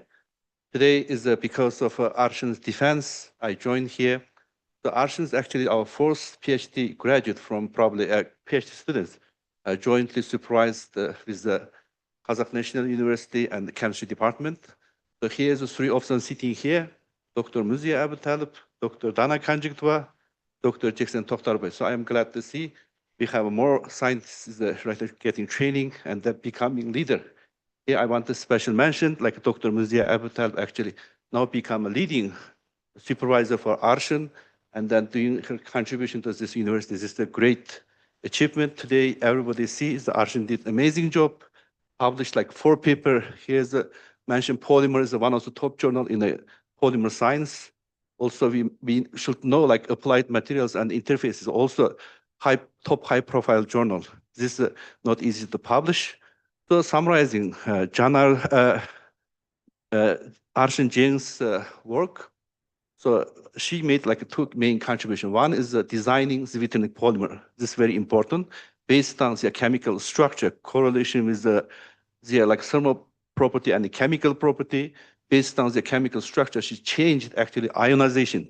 So that way she changed like zeta potential of this polymer membrane, and then integrating with the MOF, and then come up amazing results for like salt removal and the dye removal. And the second part of the work, actually, she did not mention today. Actually, that's amazing, Bob. She come up new strategy, actually the double zwitteric locking strategy. This come up amazing. So this way she designed actually using zwitteric polymer, double cross-linking, and made amazing results. So this work is actually submitted in Science because we find similar work, our results come up even better than that work published in Science. But somehow our theoretical, our hypothesis concept totally new. But honestly, we don't have luck to publish Science. But she did it. This work is under review, one of the top journal, Impact Factor 21. So here I want to say, Arshyn, you did amazing job. Congratulations. After finish today PhD defense, go back to our lab to work. Okay. Thank you so much for all your supports. But here is we got amazing, great questions, comments, yes, stability of the membrane is very, very important. So hopefully we will focus on in our future work, stability of membrane. Thank you so much. Very nice comments and then review. So again, thank you for having me here. Thank you, Professor. The floor is given to the reviewers. The first reviewer.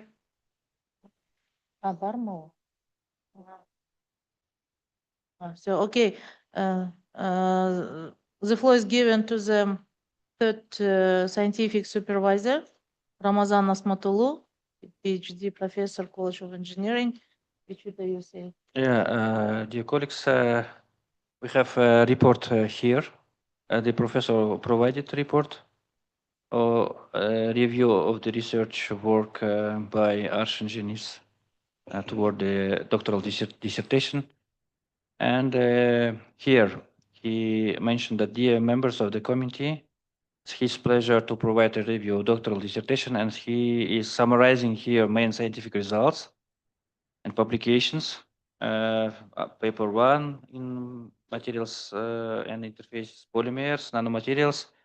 And he mentioned that overall the research conducted by Arshyn Zhenys represent original and highly relevant contribution to the fields of material science and membrane engineering.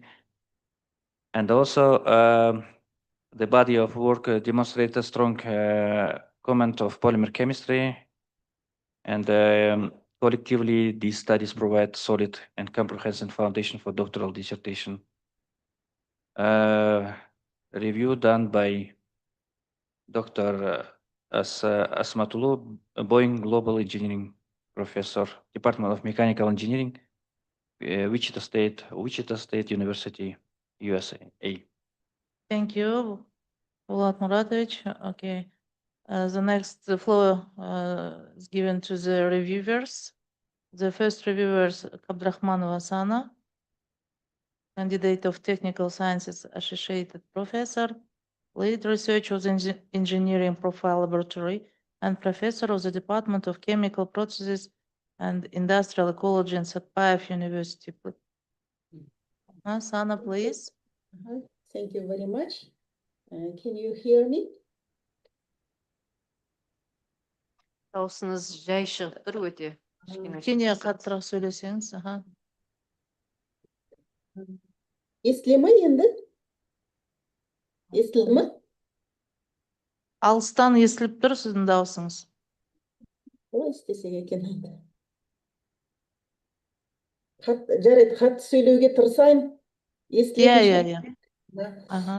Let me introduce the review for dissertation work Arshyn Zhenys on the preparation of novel multifunctional sweeter ionic polymer membrane, presented for the degree of Doctor of Philosophy, PhD in the specialty chemistry. Number one, complaints with priority areas of science development or government programs. Yes, the thesis was financed by 2 grants. Advancement of the green energy foundational research for solar fuel technologies for sustainable production and advanced storage. Second grant is theoretical and experimental studies of amphiphilic polybutane self-assembly and function. The work represents a significant contribution to both science and society. This study advances the understanding of sweeter ionic polymers, particularly their thermal behavior and structure property relationships, as well as their application in membrane-based technologies. These synthesis and fabrication methods are clearly described, and the underlying application mechanisms are thoroughly investigated. Overall, the research provides a valuable and meaningful contribution to the advancement of scientific knowledge in this field. Self-reliance level high. The PhD candidate demonstrates a high degree of scientific independence. She's the first author on 3 of the 4 articles, underscoring her leading role in the research. Overall, she shows considerable promise and established a strong foundation as an emerging young scientist. Justification of the relevance of the thesis justified. The thesis addresses a highly relevant research area and exhibits clear scientific originality, contributing novel insights to the field. The content of the thesis reflects the topic of the thesis, the content of the thesis is well aligned with its stated topic, demonstrating clear coherence and focus throughout. The purpose and objectives correspond to the topic of the thesis.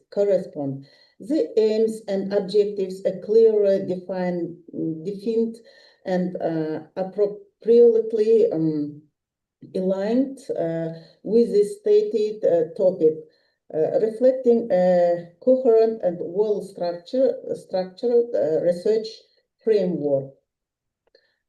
All sections and provisions of the thesis are logically completely interconnected. The thesis is coherent and internally consistent with its components, effectively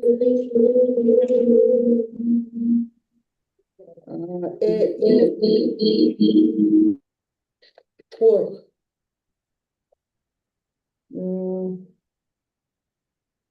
The work is a critical analysis.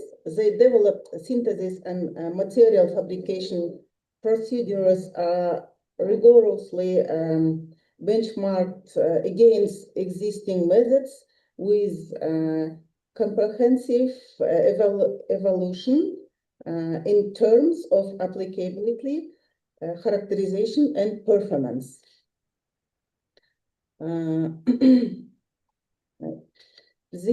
Are the scientific results and provisions new? Yes, completely new. The scientific results and provisions are novel and demonstrate a high degree of originality. Sweeter ionic monomers were synthesized with nucleophilic ring opening of 1,3-propan-sultan and polymerized into 4 distinct polymers. Despite identical functionalization, the polymers exhibited scientifically different molecular weights, highlighting the key role of backbone structure in polymerization behavior. The polymers also show distinct thermal and self-assembly properties with increasing glass transition temperatures, indicating reduced chain mobility and pH dependent TEM revealing variations in nanostructure formation. In application, the SBMA ZIF8 hybrid membrane demonstrated high water flux, excellent rejection of heavy metals, and stable performance over repeated cycles. Overall, the work provides a meaningful and original contribution to the understanding and application of sweeter ionic polymers and membrane-based separation technologies. Are the dissertation findings new, completely new? The dissertation findings are novel. The study introduced original approach to the synthesis and design and sweeter ionic polymers, reveals new insights to their structure, property, relationships, and self-assembly behavior, and demonstrates their effective application in advanced membrane technologies.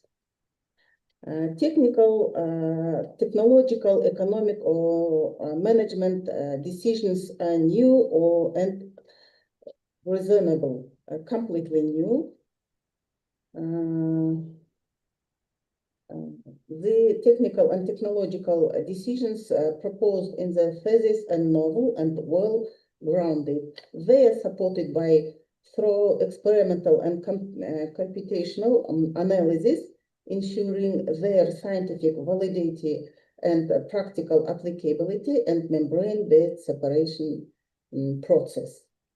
The procedure were systematically developed and rigorously validated in accordance with established standards and best practice in the field.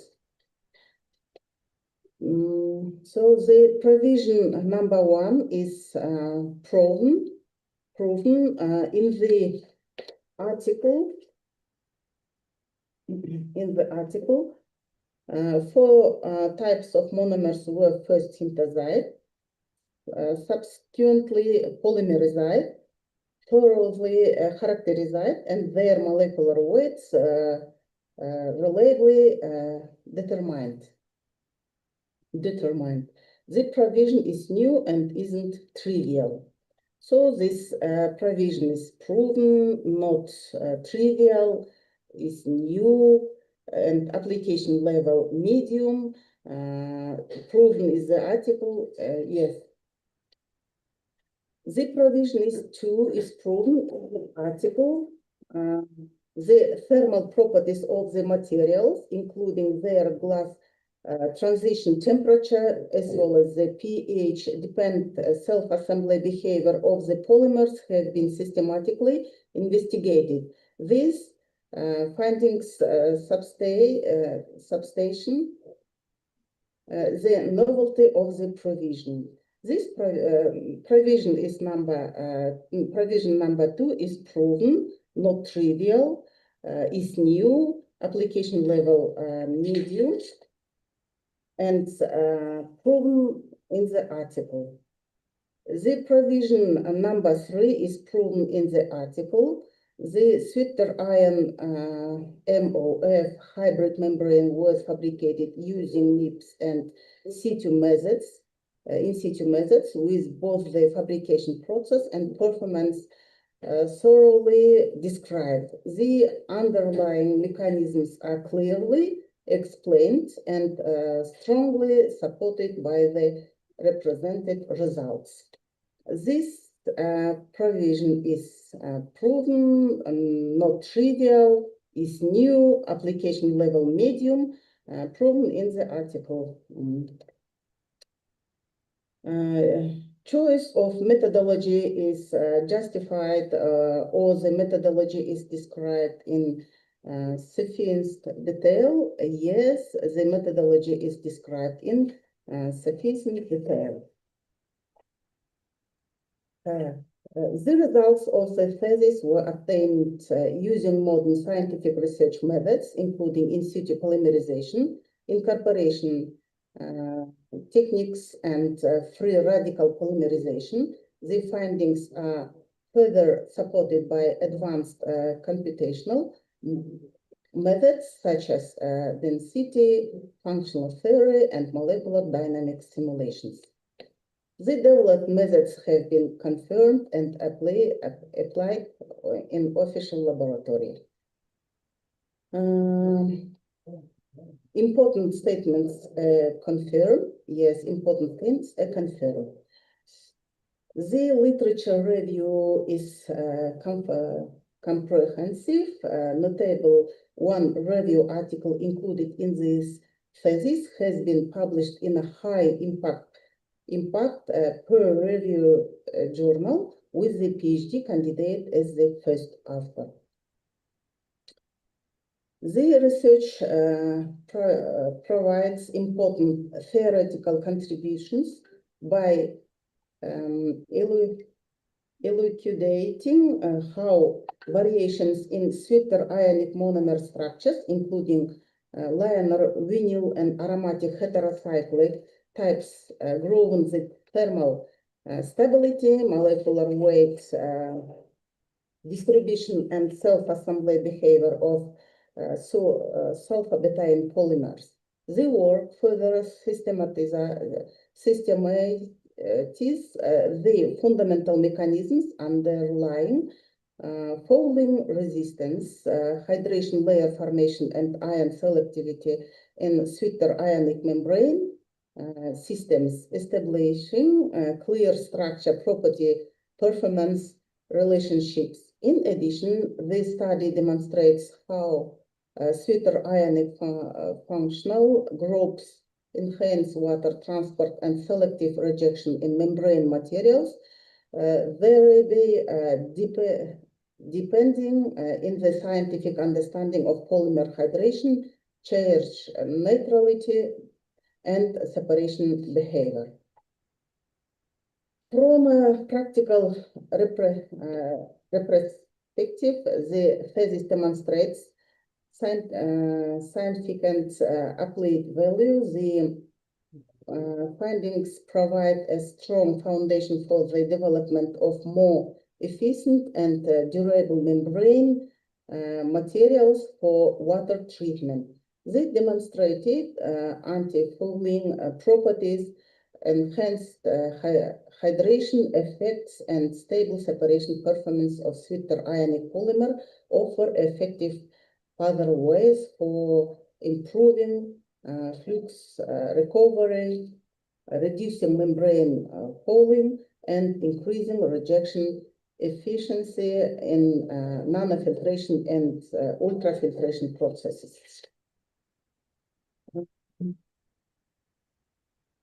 Furthermore, these results hold substantial practical importance for the development of next generation membrane systems capable of addressing critical challenges in desalination, wastewater purification, and industrial water reuse.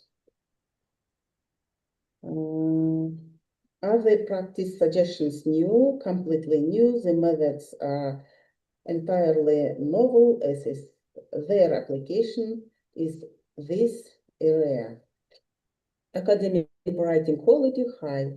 The thesis demonstrates excellent academic writing along with a high standard of design and presentation.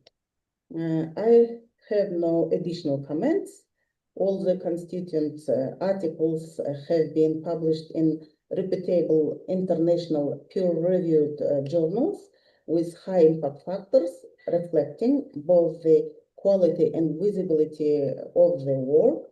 Accordingly, I assess the overall scientific standard of the research to be exponentially high. The thesis structure as a cohesive series of articles demonstrates strong scientific originality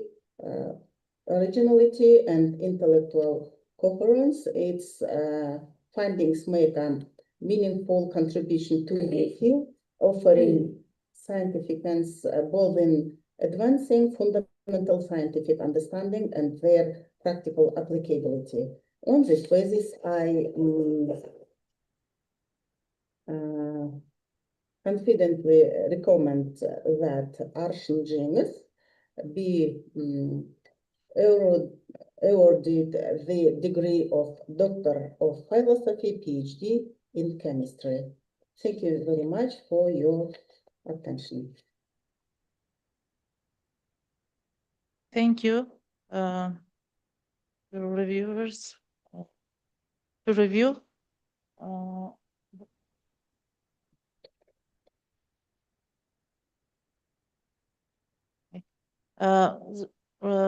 reviewer didn't have comments to your dissertation work. Thank you. That's why the floor is given to the second review. CTO Fairuz Moht Yusuf, PhD, Associated Professor, Faculty of Science and Technology, University Kebansian, Malaysia.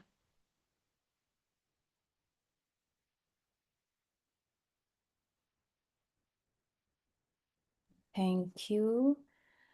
How can I share the screen? Oh yeah, it's already open. So for the first section, I think it's the same like the previous comments about the funding. And for the second one, the importance of the work where the students, the candidate develop the investigation of the polymeric material and apply in the membrane-based water purification. It is very relevant. And also the author investigate the synthesis, physicochemical properties, and did a complete study on the self-assembly behavior of the polymers and investigate the integration into hybrid membrane system. And they study the membrane performance, including permeability, selectivity, and antifouling behavior. So overall, the work makes a meaningful contribution to the field of functional polymeric material and membrane science. And it sounds very scientific, and it shows the importance of the work. And the principle of independence is very high. The candidate shows a high level of independence in this research. Studied the related scientific literature well, and carried out experimental work on the synthesis, characterization, and membrane preparation, and at the end doing the performance testing. So the results are based on the papers published and the presentation. It shows a clear way, and it shows a clear information that the student is able to plan the research, carry out experiments, and make scientific conclusions independently, which is good. On the fourth section, the principle of inner unity, my justification is justified. And the content of the thesis reflect the topics of the thesis. Yes, it does reflect because the topic of dissertation is relevant and important. to the field, because of course we know the clean water is very important, and we really need it right now worldwide. And the content of the dissertation reflects the title and topic of the thesis very well, or the papers related to the preparation, study and application of the polymeric membranes and related material. The purpose of the objective highly correspond. The objective and the aim of the dissertation match the topic of the study, and the tasks that have been presented before clearly state and suitable for achieving the research goal. So all the section and provision of the thesis are logically interconnected. Yes, I agree, it's completely interconnected. In a logical way, in terms of literature review, methods, results, and discussion, where they are support each other very well and lead a clear final conclusion. And we also found a critical analysis also in the papers in the presentation, where the candidate compares the developed material and the method with published studies from other researcher.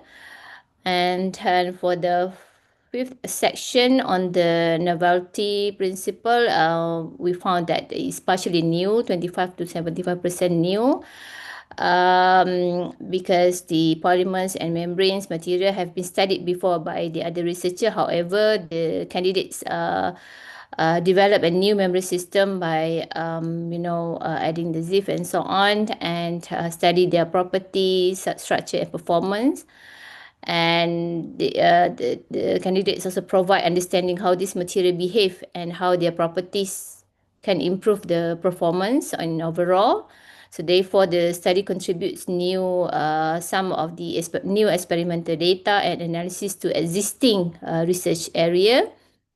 For the findings also, some of it are new, where the general concept of the membrane is already known, but the author or the candidates still provide the new experimental results on synthesis and membrane fabrication and performance evaluation.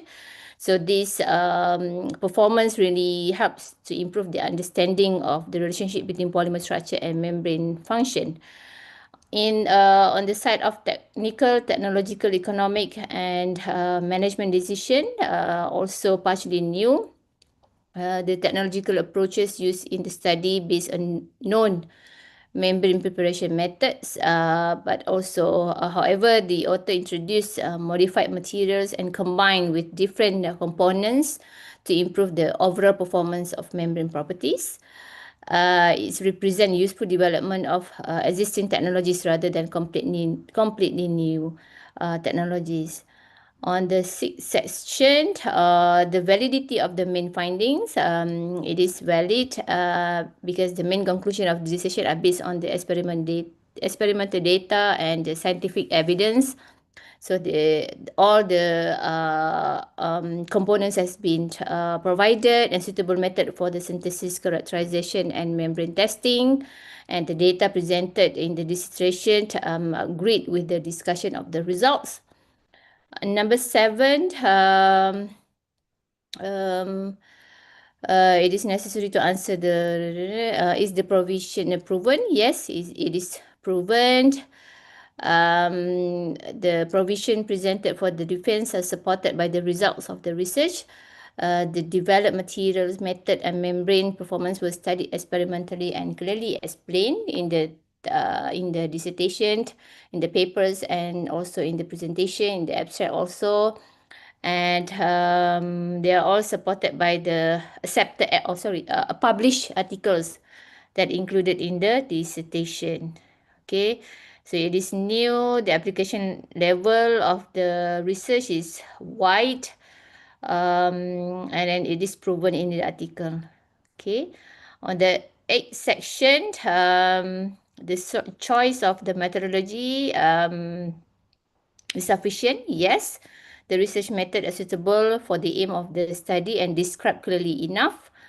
The result of the thesis sufficient and described properly. Yes, were obtained using modern experimental data, including the DFT and MD, and also the analytical method commonly used in polymer research, material research, widely used throughout the research.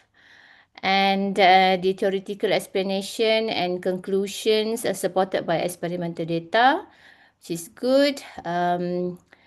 And then for 8.4, the important statement I confirm. Yes, it is confirmed.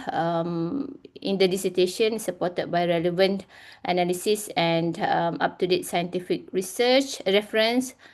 Literature source also sufficient, enough scientific literature for the review. The cited references are also relevant to the topic. For the section number 9, the thesis has theoretical value. Yes, I do agree. And it has importance in applying the results in the practice. Yes, also. And the practice suggestion new. Yes, we found something new in the research work. And it is very useful, but some of the work may need future work on to produce a better membranes with improved performance. On the section number 10, academic writing quality, high. I put it high, which is because the paper has been published and accepted and published previously. And presented in the form of series of published research paper. The material is organized clearly and logically and appropriate for this format. It produced in good quality and reflect the objective and the results of the dissertation. And overall, this dissertation presents meaningful result in the field of functional polymer material and membrane technology. So it is well structured and supported by the published research article. Okay, and on this section, I just do it quickly, because if I want to read everything, it's going to take a longer time. So for the section number 12, scientific level of doctoral students article on the topic, yes. So the results of the dissertation research are presented very well in several scientific articles published in international peer-reviewed journal, the Scopus and Web of Science journal. And it really reflects the main objective and results of the dissertation research and demonstrate the scientific contribution of the doctoral level students to the field of functional material and membrane technology. And for the last section, in overall, the work that has been presented, entitled Preparation of a Novel Multifunctional Deuterionic Polymer Material, presents a result that contribute to the development of functional polymer material and membrane technologies for water purification. Objective has been achieved. Results are supported by experimental data. Main finding has been published in the reputable scientific journal, and the dissertation meets the requirement for the doctoral dissertation. So based on above comments, based on my readings, and when I hear the presentations, so I believe that this dissertation deserves a positive evaluation. And personally, I think it is recommended to award the degree of Doctor of Philosophy to the candidates. I think that's all from me. Yeah, thank you, Professor. You're welcome.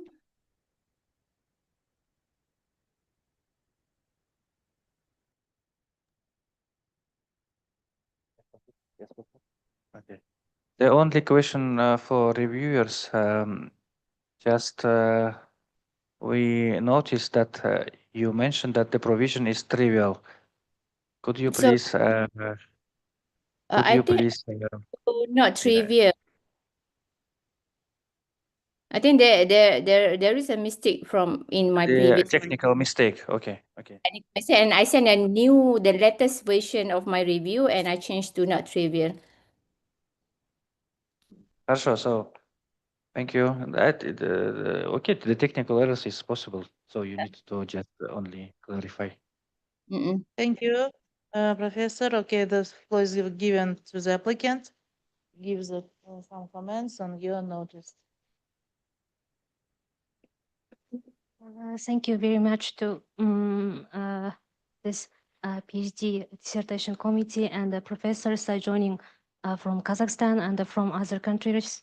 And thank you for the reviewers for your time, for reviewing my PhD work and giving your great suggestions and interesting questions.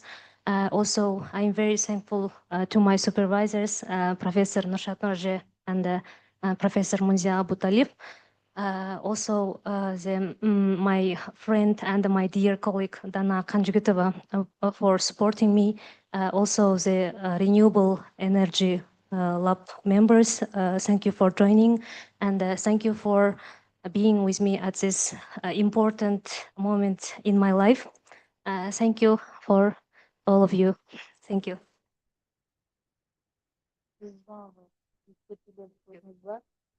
Soğan cevap verirsin. Also, I would like to thanks to Professor Siti Fairuz for your great suggestions.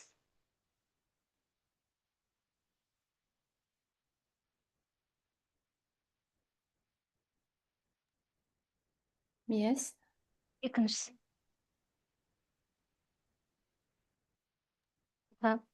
I see here some suggestions from Professor Siti Fairuz. Thank you for your great suggestions. And in my future work, we will add some deeper discussions and comparisons with other materials like previously reported. Also, second one is about long-term stability. Thank you for your suggestion. We will examine this long-term stability of our membrane in our future work. Also, yes, about the detailed, deeper discussion, relationship between polymer structure and the membrane performance. Okay, thank you for your suggestions.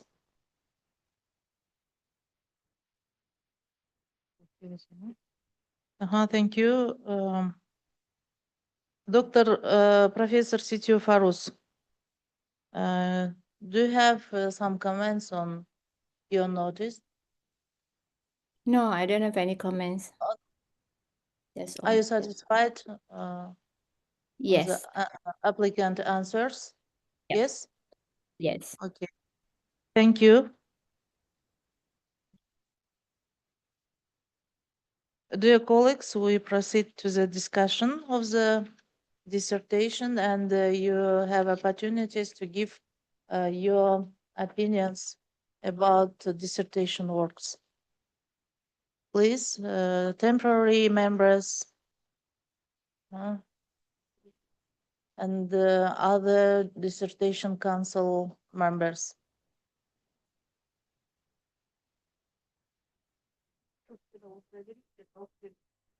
Yeah. Dear dissertation council members, please, you have opportunities to give your opinions. Temporary members. Okay, I can start actually regarding work comprehensively done. And we saw the candidate is answering question is so the candidate is prepared well, and the question answered. I think that fully answered. Regarding work, because this is not a thesis, classical, conventional thesis. It's a collection of papers. And we saw that the papers are published in a really good and high ranked journals. And yeah, also the candidate has a review which I also noticed in polymers, probably, yeah, in polymer. I didn't check, actually, I didn't have a chance to check the citation of this paper, but I think that this paper should cite it very well. Yeah, and the candidate did really good experiments with hypotheses, and then after that, also checking this hypothesis. But of course, as any other work, it was possible. So to do revision, we can do revision all the time, and there is no. And of course, some probably moments for future work, which I want to suggest to candidate. The first one, I all the time say that take a small part of work and do this work best. Not to take a lot and wide and do a small portion of this work. So please, probably in the future when you will have a PhD student, give them some work which this candidate can comprehensively study.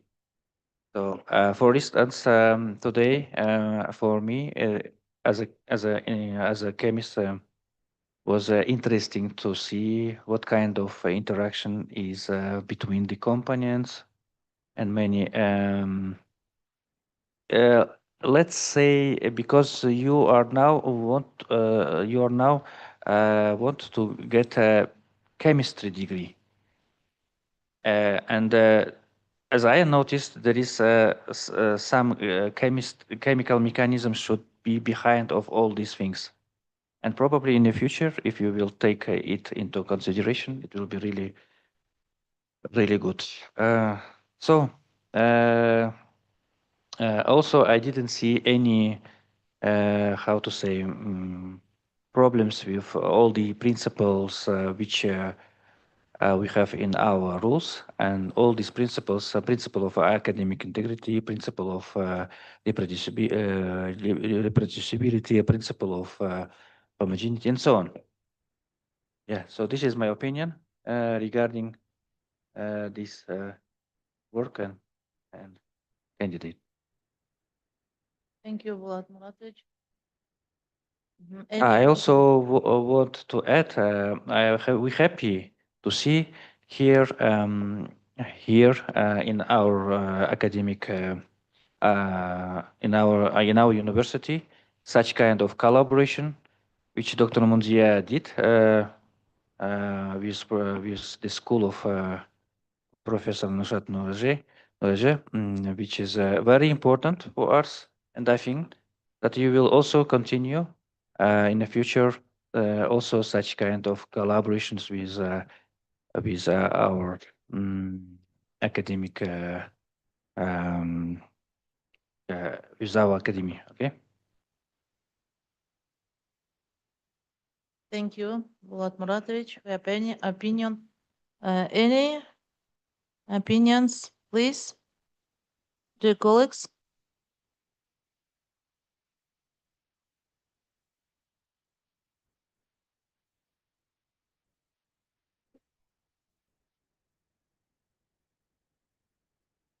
Especially temporary members of dissertation council, please.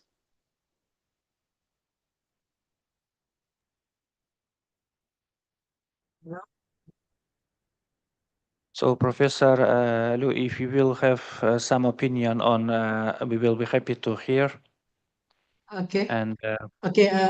Can I give some comment? yes, please. Yeah, I think the candidate doing a good job for the PhD levels, where Ms. Arshyn, she already, I think, published 3 papers for the international level. So I think is compulsory actually, okay, for the PhD levels. And I think during the Viva session also, she do a great job by answering the question from the examiners. And I think the Miss Singh good and should be awarded as a PhD for his work. That's all. Thank you. Thank you, Professor. Okay, from my side, actually, I also said before, like in general, the thesis is nice work, and so different research goals is correlated, and she tried to do deep work from originally the design of the monomers, the polymer, then the hybridized with different materials, eventually tested the effect for water purification. So the presentation is also very nice, it's very clear, and the only suggestion for future work maybe we do some for purification of water for real, like not mimic the the contaminated water. Maybe we try from some factories the real water to see if it's the effect of this separation film. That's all from my side. Thank you, Professor, for your opinion.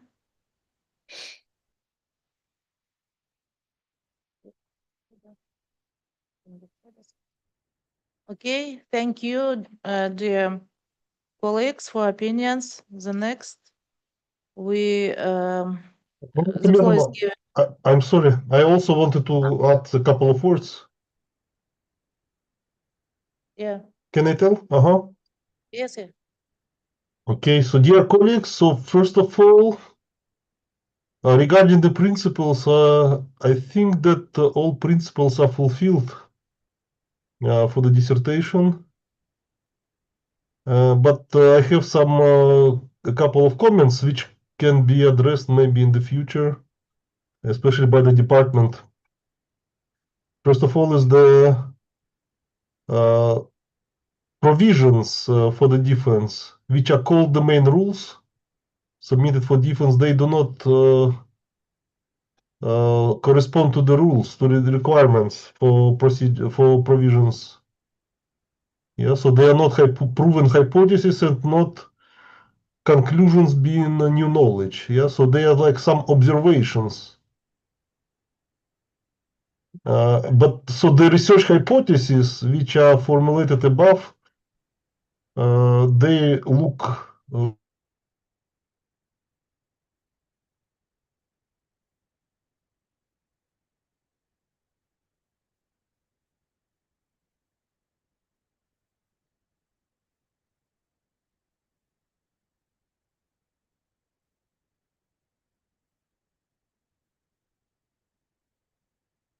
Булат Нурланович, вас это не слышно, он, наверное, не слышит.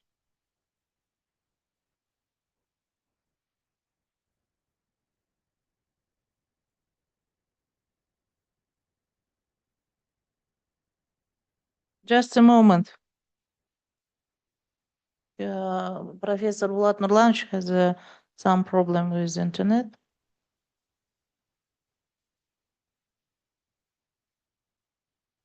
Қазір кірем деді же.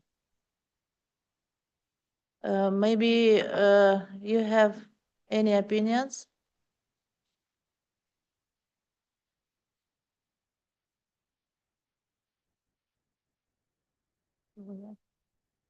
Dear colleagues, I'm sorry, I have some electricity outage.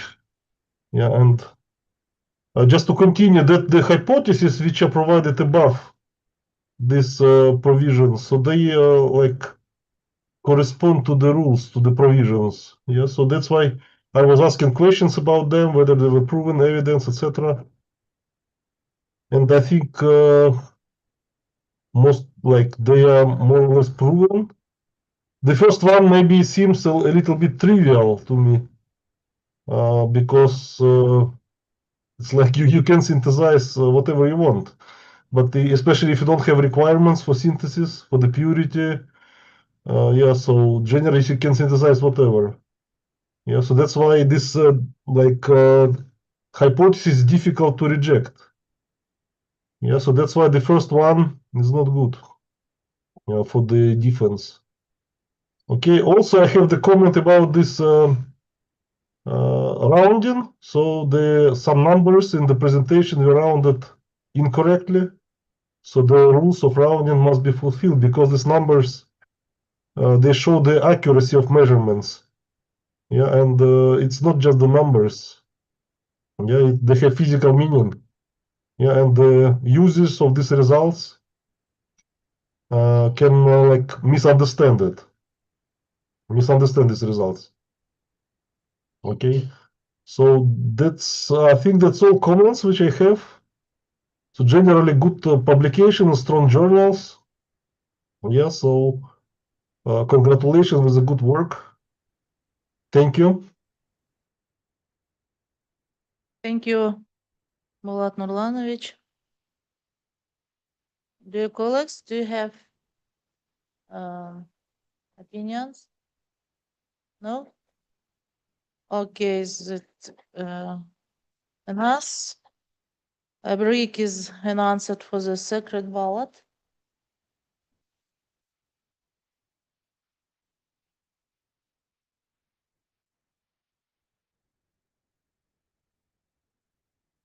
Булат Нурланович, пожалуйста, если вы можете начать процедуру.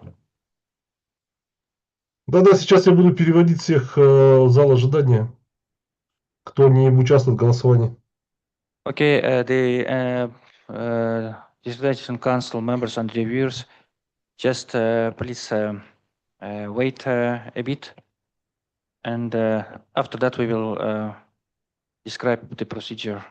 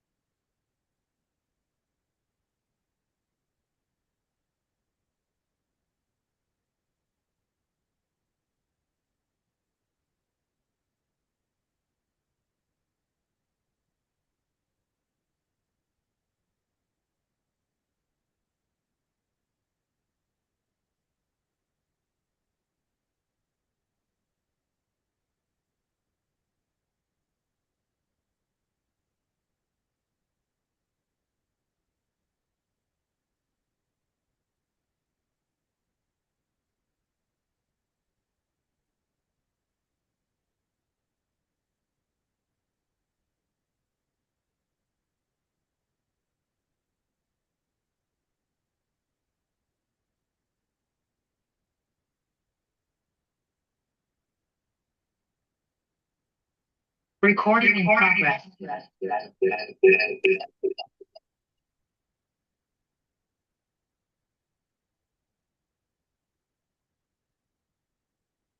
Так, Булат Муратович, можете проверить, да? Всех никого не забыли? Пропустите нас, Булат Нурланович. Вижу, да. Меня тоже, Булат Нурланович. Вижу. Подключил. So, нам нужно 10 человек. 5, 9, еще двоих не хватает. Или, да, двоих. 5, 6. Адлета надо удалить отсюда. Да, сейчас удалим, когда все соберутся, чтобы я вас слышал. Да, я сейчас не могу зайти, буквально секунду. 6, 7, 8. Да, Булат Муратович. Кто еще? Булат Муратович остался. Остальные все зашли, да? Да, все. Там меня тоже... 6, 7, 8. Да, его нет. Я там появился, да, Булат Нурланович? Нет, что-то я... Альжан Жулдасович, я не вижу. Он с айфона. Сейчас я... Это был какой-то айфон, я в зал ожидания перевел.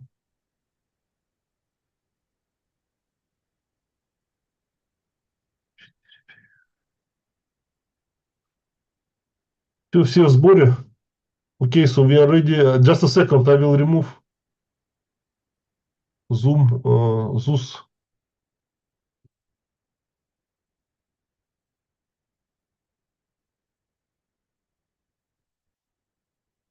Okay, dear colleagues, so are you ready for the secret poll?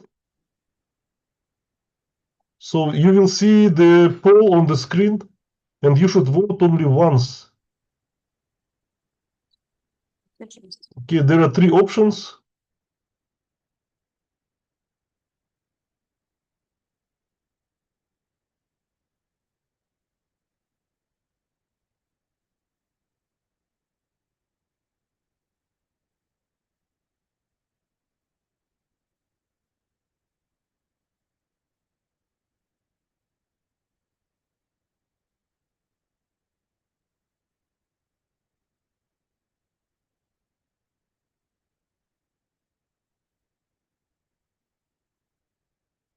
Okay, we are ready.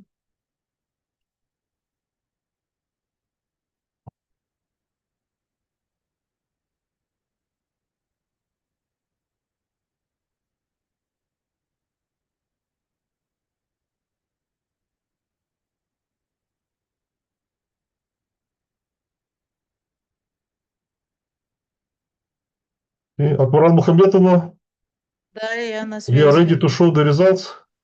Yeah, okay. The results of the secret online voting is 100% is award the degree of Doctor of Philosophy PhD.